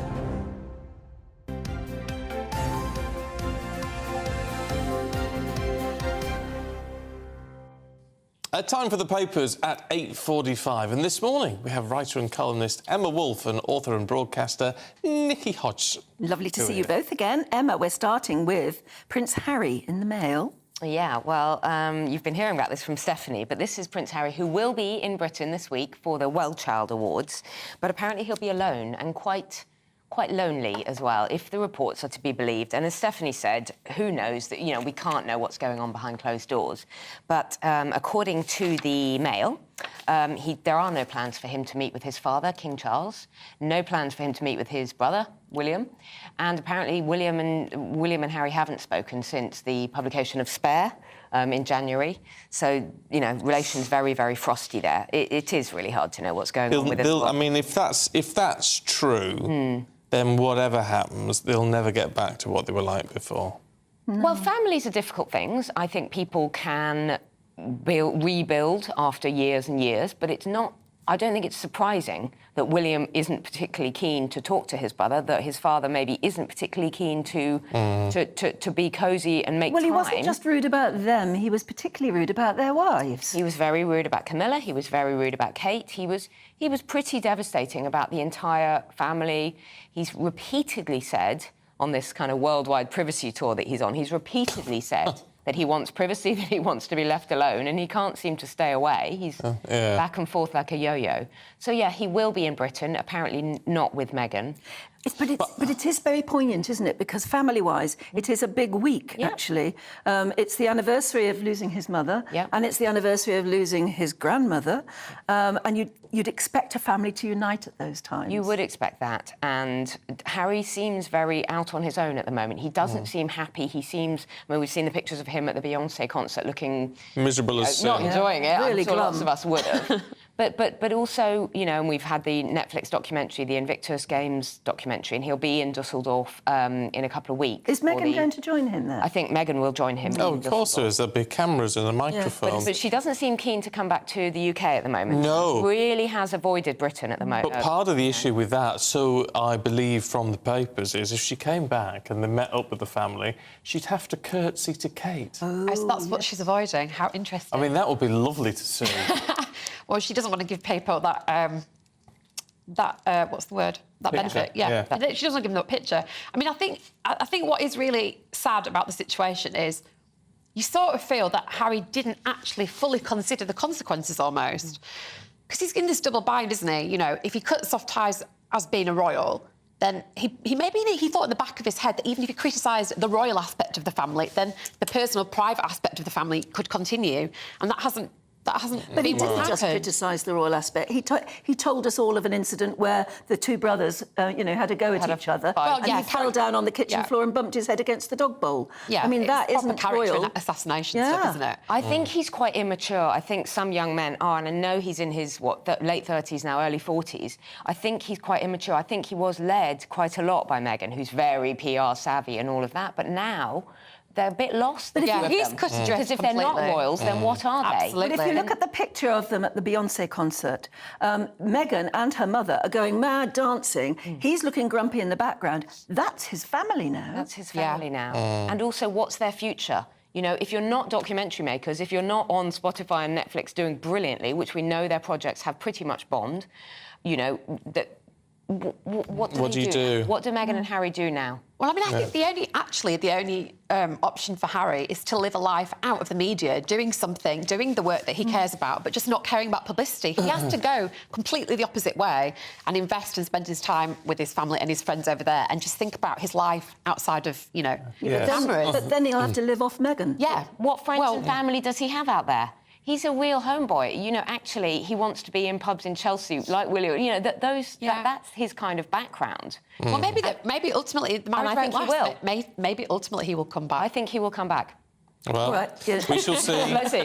We shall see. Myself. Sunday Mirror, Nikki. The MOD has been hit by hackers. I mean, I sort of am very loath to talk about this because it is very, very disconcerting, but we do need to know what's going on in the world. And it is a story that's in all the papers. It's just that the Mirror's led with it on the front today. So, without freaking anybody out, the MOD has been targeted by a Russian hacking group called Lockbit. They are a ransomware group, so what they do is, they hack computers and then they demand millions and billions in Bitcoin. And it's maybe the 1,700 attack in the past couple of years. And they go all around the world. So they haven't just targeted us in the UK, they do it everywhere. What is disturbing about this story is, so it's basically saying how they have...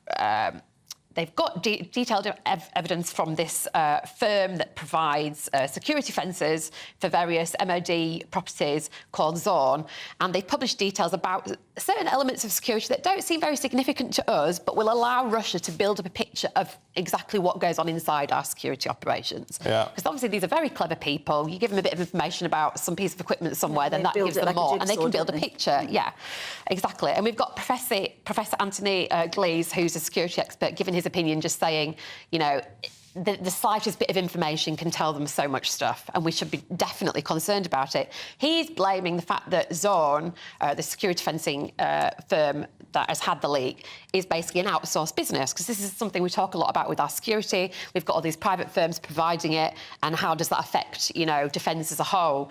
But what I find interesting about this story is that this was actually... this story was actually broken by a tech blog 3 weeks ago when they found out on the hackers' blog that they were preparing to attack us. Preparing? So they basically said, we demanded X amount of money from the UK because we're going to hack their defence, and that was published openly, and nothing was done about it. And now the papers are publishing the unfortunate news that it's gone ahead. So what did the government do in that gap?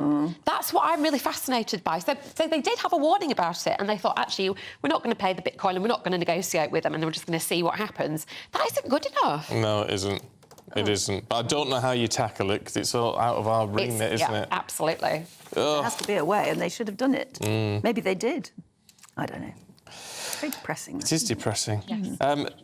Is it any good me going to the Body Shop, Emma? I'm glad, Steve. I'm glad you bring this one up, because I want to talk to you about this. I don't agree with anything gender neutral, really, but the Body Shop, I do agree with this one. The Body Shop have removed their men's section. So there's not going to be, like, body scrub, specific products for men labelled for men, although some products can still be labelled as appropriate for male grooming or whatever. Yeah. What the Body Shop are saying is everything is for everyone. You know the Body Shop. There's always a sort of, it's usually, you know, darker colours, and now they're saying everything is for everyone. All our products are non-gender specific, and all of our skincare and all of our body care can be used by anyone. And I think this is quite good, because as a woman, you know, have you heard about the pink premium? Anything that's pink, right? So razors. Oh, yes. Yeah. The grey ones, the black ones will be like a couple of quid. Well, they're quite expensive. A bit more than that. Anyway, anything pink, you can literally triple, quadruple the price and say it's a Bic Lady Shave or whatever, and it can be so much more expensive. Same with hair care, shampoos and conditioners. Right. Twice, 3 times the price for women. But if I were going into Body Shop and I wanted to buy a fragrance for Stephen, I wouldn't know. I'd like to be guided by what they think is a male smell and what they think is a female smell. I might get something you really think, no, that's a woman's smell. Fragrance is a bit different, and there will be more sort of obviously musky smells. Well, I don't think that's the thing. I don't think fragrances are different, because it's the whole thing. It's marketing. Yeah. Perfume and aftershave are exactly the same thing with different names to make it more appropriate to men. And more modern perfumers now, everything's unisex. Yeah, whatever you get up, most The thing, though, I mean, the thing is, though, there are some physical, biological differences in chemicals we produce in our bodies and what kind of product we might, you know, use as a result to make us to beautify ourselves. So I am quite intrigued. I totally agree with Emma, but I am quite intrigued about getting rid of the difference. Well, we'll have to do some samples. A sniff off, yes. Nikki, Emma, good to see you. Thank you very much indeed. Before we sniff each other, let's have a look at the weather. Yes. The temperature's rising. Boxed Solar, proud sponsors of weather on GB News. Hello there, very good morning to you. I'm Jonathan Vaughtry here with your GB News weather forecast provided by the Met Office. There is a bit of mist and fog around first thing this morning. It's formed underneath this area of high pressure that's keeping winds relatively light, but it is certainly windier up towards northern Scotland with this trailing frontal feature that's providing outbreaks of perhaps heavy rain for Isle of Lewis, the Highlands and the Northern Isles first thing. The rain easing off a touch as we head towards lunchtime, but gales persisting here. Elsewhere, in those lighter winds, the mist and fog will eventually clear its way off, and there'll be plenty of sunshine to be had, and feeling pleasantly warm in that as well. Climbing to highs of 26 degrees Celsius in the southeast, but even 23 possible across eastern Scotland as well. Into this evening, that cloud generally melting away and allowing a good amount of clear intervals overnight. The mist and fog, though, will return, primarily across eastern parts of England, but we could also see a few patches for the likes of County Armagh, County Down over in Northern Ireland as well. Relatively mild night for most of us. Towns and cities holding up around 12 to 14 degrees Celsius. Might just drop into single figures in some rural spots. And it's a relatively repeat situation for Monday. A lot of us seeing that mist and fog clear off relatively quickly, allowing a good amount of sunshine. Will be breezier for Devon, Cornwall tomorrow, gusty around some coastal areas. We'll continue to see those strong winds across northern Scotland as well, with that rain lingering. But once again, temperatures climbing up even to 28 degrees Celsius in London. It's only set to get hotter as we head into the rest of the week as well, 30 degrees Celsius later. Bye-bye. The temperature's rising. Boxed Solar, proud sponsors of weather on GB News. Now, how would you propose to your loved one? Would you make it public? Would you pay a fortune for a proposal planner to tell you how to do the perfect proposal. Oh, that's crazy. It should just be pure love, intimate, simple. On video. But some... This September, the GB News family is back together. From breakfast, right across the day, breaking the latest stories, and every evening. And don't forget the weekend. We've got the whole of the UK covered. Every week, we'll be hearing your views from up and down the country, with fun, lively and intelligent conversation with the biggest guests. This September, we'll meet Chris and John. Thank you for choosing GB News. We're proud to be Britain's news channel. The Live Desk with me, Mark Longhurst. And me, Pip Thompson. It's here Monday to Friday on GB News. From midday, we'll bring you the news as it breaks, whenever it's happening and wherever it's happening, from across the UK and around the world. Refreshing, feisty, but with a bit of fun too. If it matters to you, we'll have it covered on TV, radio and online. Join the Live Desk on GB News, the People's Channel, Britain's news channel.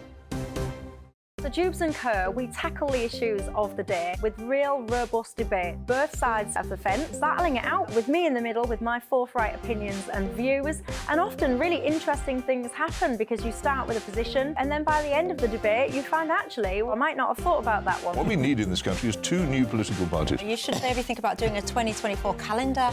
I'm Michelle Dewberry and I'm keeping you company right through until 7 o'clock this evening. GB News, the People's Channel, Britain's watching. Every Sunday from 11, join Michael Portillo. There'll be topical discussion, looking at the week before and the week to come. So kick back and relax at 11 a.m. on Sundays on GB News with me, Michael Portillo. GB News, the People's Channel, Britain's news channel. In a world of dull and predictable radio and TV shows. Oh, hi. On Mark Dolan tonight, we've got big guests. We drill into the big stories of the day. The show adds up to a brilliant listening and viewing experience. Mark Dolan Tonight is the most entertaining current affairs show ever, and that's a fact. That's Mark Dolan Tonight, Friday, Saturday and Sunday from 9. Only on GB News, Britain's news channel.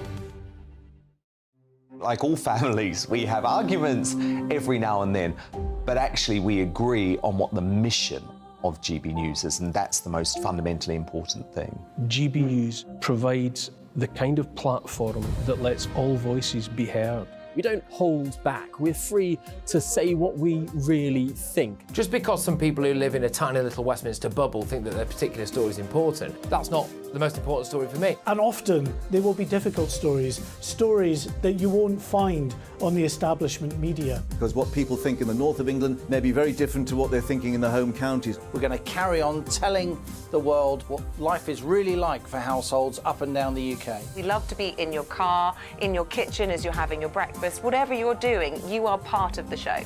If it matters to you, it matters to us. Britain's watching. Britain's watching. Britain's watching. We're proud to be GB News, the People's Channel, Britain's news channel.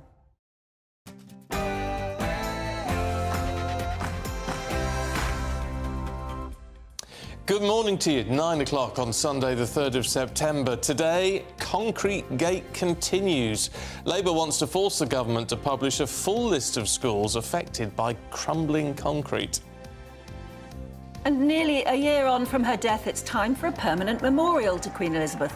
But what would you do to mark her? Tesco will offer every frontline store worker a body camera because of more than 200 violent attacks on their staff every single month. Grim news, but the weather looks good.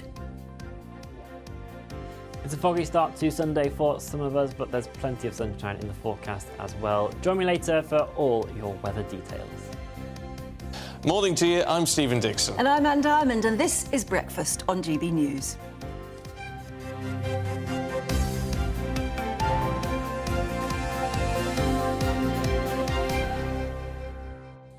National service thing's taken off because obviously, but it's all tied into the Tesco thing. Actually, talking about lack of respect in society now, and we said about would national service work.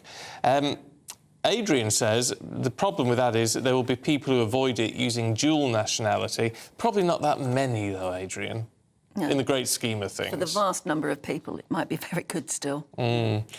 Jennifer says, my grandchildren are being brought up in Finland. They have to undertake 6 months national service between 18 and 25 years. I'm in favour. It gives people the skills of simply doing what they are asked to do, respecting others, learning to keep presenting themselves properly attired. Yeah. Attire comes up time and again, doesn't it? It's one of the first things you learn in the army is you have to learn how to wash, how to iron, and all the rest of it. And you're brought up to, to actually hang things in the wardrobe. I could have done with this. Hang things in the wardrobe, absolutely so, with your shoes underneath and all the rest of it. It's terribly important. Yes, I have that at home now. Yeah, do you? I'll bet. I have that at home now, so it's all... Yeah, I used to just shove stuff in the wardrobe. Now it's got to be shirts, polo shirts, T-shirts, colour coordinated. But isn't that what they say, tidy mind, tidy something? I don't know what the... Yeah, but you know what the problem with that is? What? Tidy bedroom, tidy mind. Tidy bedroom. This is the Jordan Peterson theory that if Camilla you start... Toman is Sorry. No. Chip on in. Do you know what? I'm a little bit sort of... I'm tidy. I'm neat and tidy. And the Jordan Peterson, love him or loathe him theory is, particularly to young people, that you should start with improving your life by cleaning up your bedroom. Well, that's what they teach you as well if you go into rehab, isn't it? Because your life has got chaotic. And when you go into one of these residential rehab type places, like the Priory or whatever, they teach you have to make your own bed every morning and you have to keep your wardrobe tidy and things like that. Which kind of makes sense. Should bear that in mind when I'm admitted to the Priory. So what was the saying? It's tidy mind, tidy... I thought it was tidy life, tidy mind. Don't know. I know it was happy wife, happy life. That's one of them.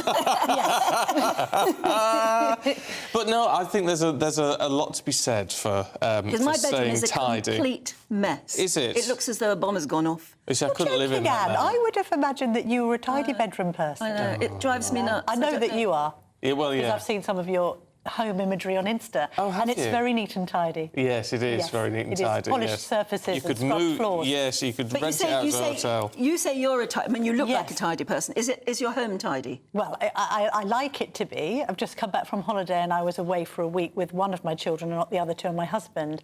I did spend quite a lot of time tidying up yesterday, Anne. Not at all bitter about it, as I was preparing for this show. I got home from my holiday, 4 weeks ago, and there's still a suitcase in the middle of my bedroom floor. Oh, no. And it's just a pile of stuff now. I couldn't I haven't had... It takes time do that. to unpack your suitcase, to wash the things that need to be washed and put away the things that need to be... I'm one of these irritating people. I need the suitcase unpacked, everything put away, the wash at least on immediately, and the suitcase back in the attic. That's who I am. Yeah, no, I'm with you on that. I'm with you on that. Oh, and well, diamonds. Ideally, that's what I'd like, but it just never quite happens. Never quite happens, no. And I blamed my untidiness for years and years on my children, and now they've grown up and moved away, I found that it's actually me that's untidy. And they're probably really tidy. I don't know about that. Well, anyway, look, Camilla is here, as you can tell, because her show kicks off in 26 minutes. Woo! There's lots to talk about in the world of politics. I mean, particularly, of course, crumbling concrete. I know. At the minute. Well, the dilemma for the government seems to be they don't necessarily know the scale of it, but they're not being transparent. No, this is the trouble, isn't it? It's not just the... cock-up, is it? It's often the conspiracy and the cover-up that's the biggest problem for political parties of any hue. I think this has been a historic problem. A correspondent of mine, reminded me that this was a problem back in the 1970s with ceilings sort of falling down in schools. The trouble is it's a really inconvenient analogy for the state of things. Some interesting polling, which I'm going to discuss with my paper reviewer, Patrick O'Flynn, in just a moment, because it's in the Mail on Sunday. Lord Ashcroft's done it, and it asked the public, do you think that Britain is broken? And the vast majority on both left and right say yes, it is. And so when you've then got sort of schools falling down and classrooms closed, and then we see other stories about there also being now another heightened asbestos risk, which is something we thought we'd dealt with in the 80s. And indeed that there may be hospitals in danger of having ceilings collapsed. It's not the best look for any government, is it? That survey, it's something like 75–80% of people, isn't it, think it's broke. I mean, that's a hell of a hurdle to get over. The statistic that got me, because we're going to have now a new narrative about whether we should have tax cuts. And we've got Treasury Minister Gareth Davies going to come on and probably say, no, we can't, because that's what Chancellor Jeremy Hunt has said he wants to rule out this year. But the trouble is for the public and indeed GB viewers and listeners is that they're saying, well, I'm being taxed until the pipsqueak, but the services I'm getting in return just simply aren't good enough. So the killer answer to one of those survey questions is, you know, do you think public services have declined over the past decade? And 75% say yes. And that includes Tory voters. I would say yes, everything from potholes, broken pavements, to getting a GP appointment. Yeah, or even dealings with, you know, the tax man, or people who are trying to get probate, or people who are trying to get power of attorney, people who are trying to get a driving licence, a passport, people who are trying to get doctors and dentist appointments, let's be honest. And I think if you're charging people that much out of their own wages, you'd expect the service to improve, not decline, and that's one of the main problems. So I'll be asking about that. Bridget Phillipson, the Shadow Education Secretary, is going to be coming on. She'll want to go hard on the government on the concrete crisis, of course, but I also want to tap into what Labour's plans are for schools. We know that kind of flagship promise of scrapping the VAT status, the charitable status of private schools is kind of a key plank of their policy. Is that just the politics of envy?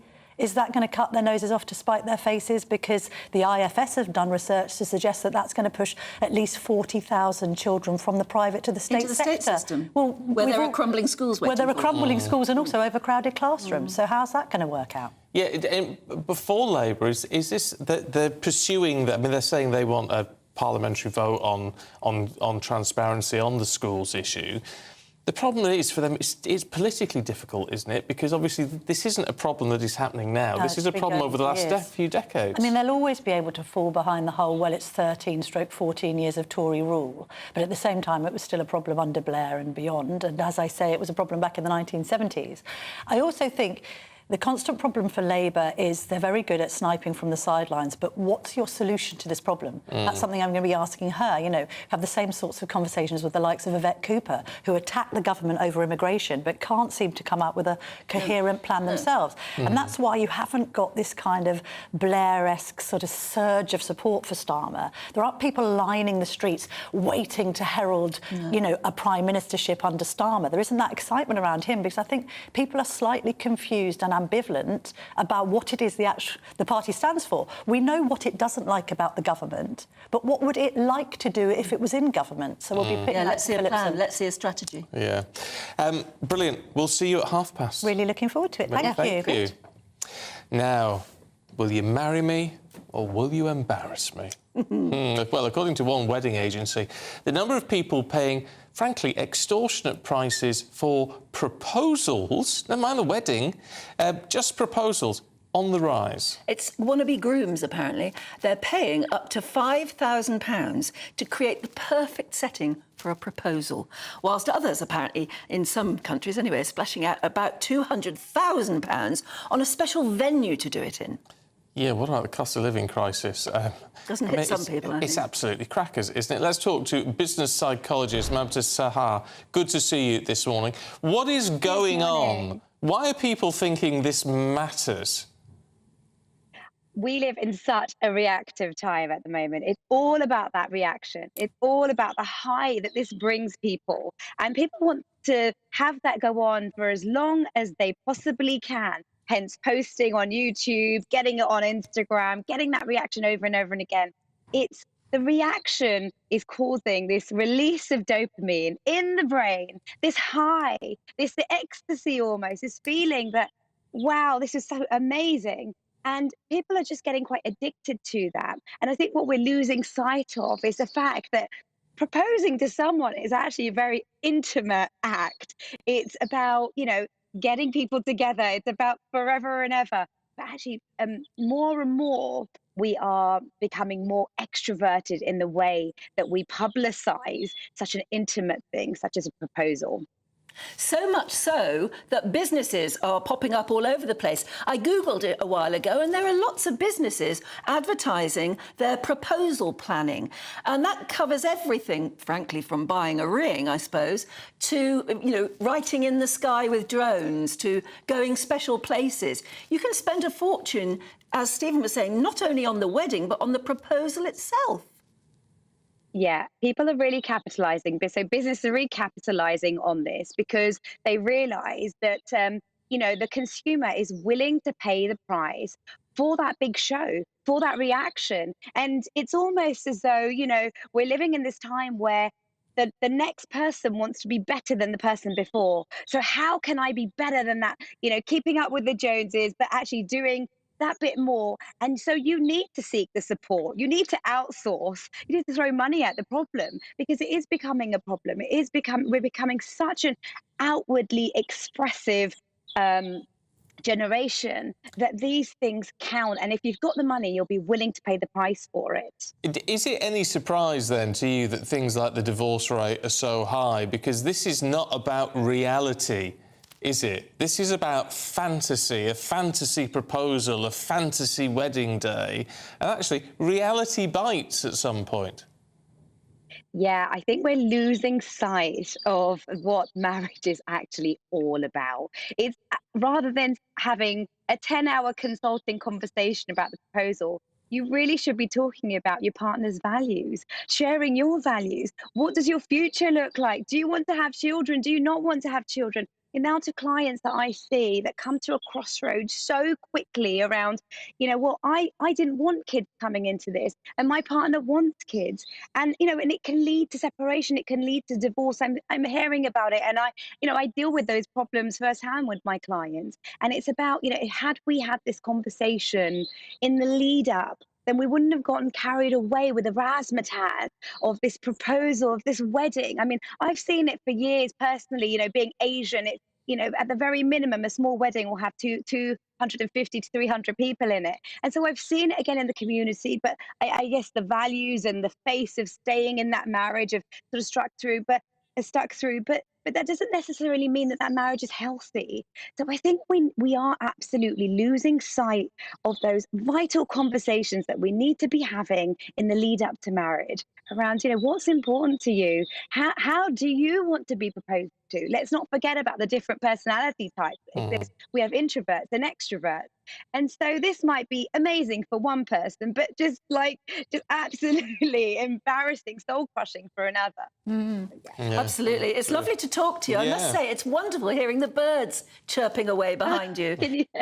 Yeah. I mean, we all said it was going to be a lovely afternoon, but very clearly in Buckinghamshire, I think, where you are now, it's already a lovely day. Yeah, smashing to see you. Guys, get your shorts on. It's beautiful. It's warm. The sun is very strong this morning. I'm actually feeling quite hot now.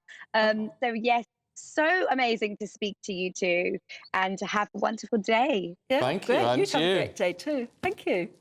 And actually, there's a lady talking a lot of sense. Yes. I think a lot of it's fur coat and no knickers. Yes. Well, how do you really mean? With that, because it's all about the show. It's all about the show. I saw an engagement picture of someone just a few weeks ago, and it was all that with the ring. The fiancé wasn't in it. Oh. And you just think. That's what it's about. It's about the small screen generation, I'm afraid. I've got a very dear friend whose daughter is getting married and she's having 20 bridesmaids. I think because her friend had 19, Yeah. It's getting silly.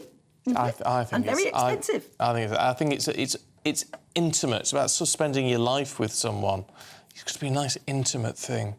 I had a very small wedding. Very splendid, though. It was splendid. It was really nicely done, but it was 50 people. 50 people, and then the proposal was just the two of us on a mountaintop. Nobody else for miles around. And that was lovely because it was just so intimate and romantic. Lovely. Yeah, I know. It's a lovely Sunday morning. It's only 9:15 in the morning, and look how the sun is already out. I hope you're going to have a fabulous day, whatever you're doing. I'm going to reminisce about my... But I've been... Yeah, oh, there you go. Never mind. I'm very happily married. Yes, I know, and I think that's just lovely. It's wonderful. Big smile on your face. Anyway, coming up next, an increase in short-term holiday lets is apparently, and perhaps not surprisingly, pricing locals out of their homes, which is a problem. We'll tell you more in a moment.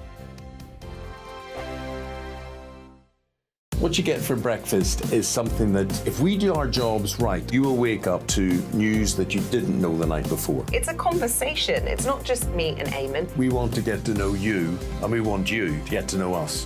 From 6, it's Breakfast with Eamon and Isabel. Monday to Thursdays on GB News. Britain's news channel. Westminster is going around in ever-decreasing circles, followed by the media. Britain is broken. How on earth did we get into this mess? But more importantly, how do we get out of it?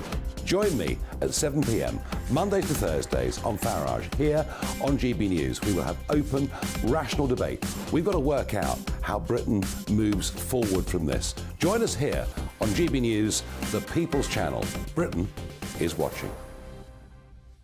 When the news happens, it happens here. And really important breaking news. Breaking news this morning. On TV, radio and online, the news starts here on Britain's Newsroom. All the biggest stories and the answers that you need from across the UK and beyond. Join Britain's Newsroom from 9:30 on GB News. The People's Channel, Britain's news channel. Join me, Patrick Christie's, Monday to Friday, 3 till 6. We tackle the day's news agenda like you've never seen before. It's high tempo, high octane, the most controversial topics and the best guests. You will not be able to take your eyes and ears off it. I'm not afraid to ask the questions that you really want answered. 3 till 6 p.m, Monday to Friday on GB News, the People's Channel, Britain's news channel. People in Britain, they love free speech, but they also love fair play. I don't care if I'm speaking somebody from a trade union, from the Labour Party, somebody from the SNP. And I think the viewers like to see that actually we can challenge one another, but in a positive way. We think we ask the questions that people want to ask, and often we ask the questions that we wanted to ask in Parliament but never got the chance to ask. So join us every Saturday, 10 a.m. till noon on GB News, Britain's news channel. Hi, I'm Dan Wootton. You can watch me live on GB News Monday to Thursday from 9 p.m. And did you know that you can also watch and listen live on our website, gbnews.com.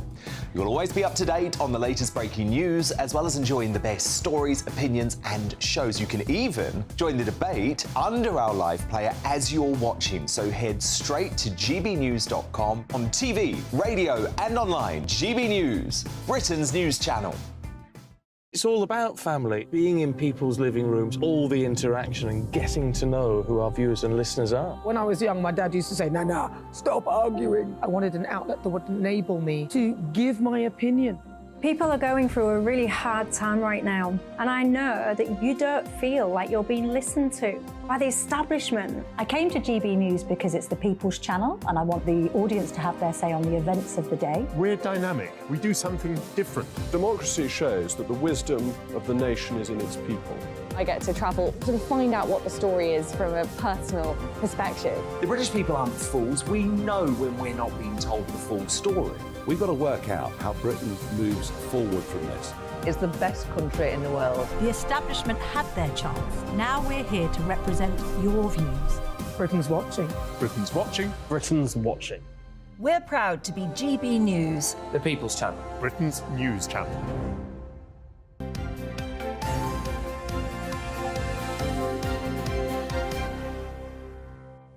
You're talking about the wedding and the proposal, or I see it's him. Now my mother-in-law sent me a message, which is lovely though. Isn't that lovely? I am so lucky. But you I'm see, so that lucky. is Wonderful why in-laws. a proposal is important, because you'll always look back on the proposal, not just the wedding. Yeah. So that is why people are so keen to try and make it incredibly special. Yeah, I suppose. But you can be special without being flashy. Without spending too much money. Yes, I think that's very true. Yeah. Word from the wise. Oh, well, it's worked for me. You can be special without being flashy. Yeah. Now, on to more serious matters, because the MP for North Devon is urging the government to curb the rise in short-term property lets. Selene Saxby says it's decimating local communities. There's no doubt it's having an effect, because this comes as more than half of all rental properties have switched to short-term lets, meaning that many Devon residents, for instance, are having to move out of the county just to find a home. That can't be right, can it? Our South West of England reporter Jeff Moody has the latest. A rare sunny day in Devon. 6 million of us headed down to the West Country last weekend alone, piling into Airbnbs and holiday lets. And there's more accommodation than ever. Good news for the tourists, not so good for locals looking for somewhere to live. North Devon's MP, Selene Saxby, says it's a problem of balance. So whilst we warmly welcome those businesses up here that are renting out rooms to tourists, and we need our tourists to come, we also need them to be able to go to the pub, to be able to go out to a restaurant, and for those restaurants to have staff to work in them. And the situation for housing here is now so severe that we have large numbers of vacancies at our hospital, in social care, our public services. There are 1,800 holiday homes in North Devon, almost exactly the number of households currently on the waiting list for an affordable home. In beach resorts, 1 in 4 houses are registered on Airbnb. And that's the problem. Sam Richardson is a musician from St Agnes in Cornwall. He's written a song about the way second homes and holiday lets have destroyed his community. I caught up with him on the road. It seems like it's on a pretty constant trajectory of more and more properties being bought up by developers. Sometimes they're flipped, sometimes they're full-time holiday lets. Again, there's planning permission for a few affordable homes, as they say, but they never really seem to be particularly affordable. In a statement, Airbnb told GB News, "We welcome regulation and have long led calls for the introduction of a host register to give authorities the information they need. The typical UK host rents their space for just 3 nights a month, and we want to work with policymakers to support everyday hosts and clamp down on speculators that drive local concerns. But those concerns aren't going away." My concern is that Cornwall, the whole of Cornwall, will end up with just sort of like a big holiday park, to be honest with you. I mean, it's a beautiful county. We've got some really great people. There's a really interesting history and culture down here. I'll be a bit afraid of that stuff kind of falling by the wayside. A bill to give local authorities the power to require licences for the conversion of domestic properties into short-term and holiday-let accommodation is making its way through Parliament. It's had its second reading, but that was last December. Since then, progress has been slow, and the problem isn't going away. Jeff Moody, GB News. Doesn't that look wonderful there? It does look beautiful. And you can see why people want to holiday there. But this Airbnb thing is the big thing. I've never done it. Oh, I have. Have you? Is it good? Yeah. Yes, I'm sorry. I don't want to contribute to the problem, but yes, it is brilliant. Gives you the chance to go and find somewhere really lovely to stay. And I must say, I know some people have had bad experiences, but I haven't. It's brilliant. No, never tried it. Loads of you getting. It was a touch about Queen Elizabeth and how we commemorate her. We were bemoaning the fact that they're not going to actually come up with an idea till 2026. Yeah. Though talking They've only just come up with the committee to do it. But actually, when we were talking to Bruno Peake, friend of the show, and he's used to plan all the stuff. Master. For the Queen. Yeah, that was all. He said that was fine. But we think a statue, and it all seems to be on horseback. Pauline says the Queen should be on horseback. Glynis in Swansea, statue of Her Majesty as she was happiest on her horse, riding proudly in the many parades she took part in. But John says standing there with a handbag and a couple of corgis. So there you go. Lots of good ideas. Yes, from the grand to the sort of quite nice and domestic. Yes. That's how we like to think of her. Yeah. Anyway, that's it from us. We'll see you next Friday. Next, Camilla Tominey. That warm feeling inside. From Boxed Boilers. Proud sponsors of weather on GB News. Hello there, very good morning to you. I'm Jonathan Vaughtry here with your GB News weather forecast provided by the Met Office. There is a bit of mist and fog around first thing this morning. It's formed underneath this area of high pressure that's keeping winds relatively light, but it is certainly windier up towards northern Scotland with this trailing frontal feature that's providing outbreaks of perhaps heavy rain for Isle of Lewis, the Highlands and the Northern Isles first thing. The rain easing off a touch as we head towards lunchtime, but gales persisting here. Elsewhere, in those lighter winds, the mist and fog will eventually clear its way off, and there'll be plenty of sunshine to be had, and feeling pleasantly warm in that as well. Climbing to highs of 26 degrees Celsius in the southeast, but even 23 possible across eastern Scotland as well. Into this evening, that cloud generally melting away and allowing a good amount of clear intervals overnight. The mist and fog, though, will return, primarily across eastern parts of England, but we could also see a few patches for the likes of County Armagh, County Down over in Northern Ireland as well. Relatively mild night for most of us. Towns and cities holding up around 12 to 14 degrees Celsius. Might just drop into single figures in some rural spots. And it's a relatively repeat situation for Monday. A lot of us seeing that mist and fog clear off relatively quickly, allowing a good amount of sunshine. Will be breezier for Devon, Cornwall tomorrow, gusty around some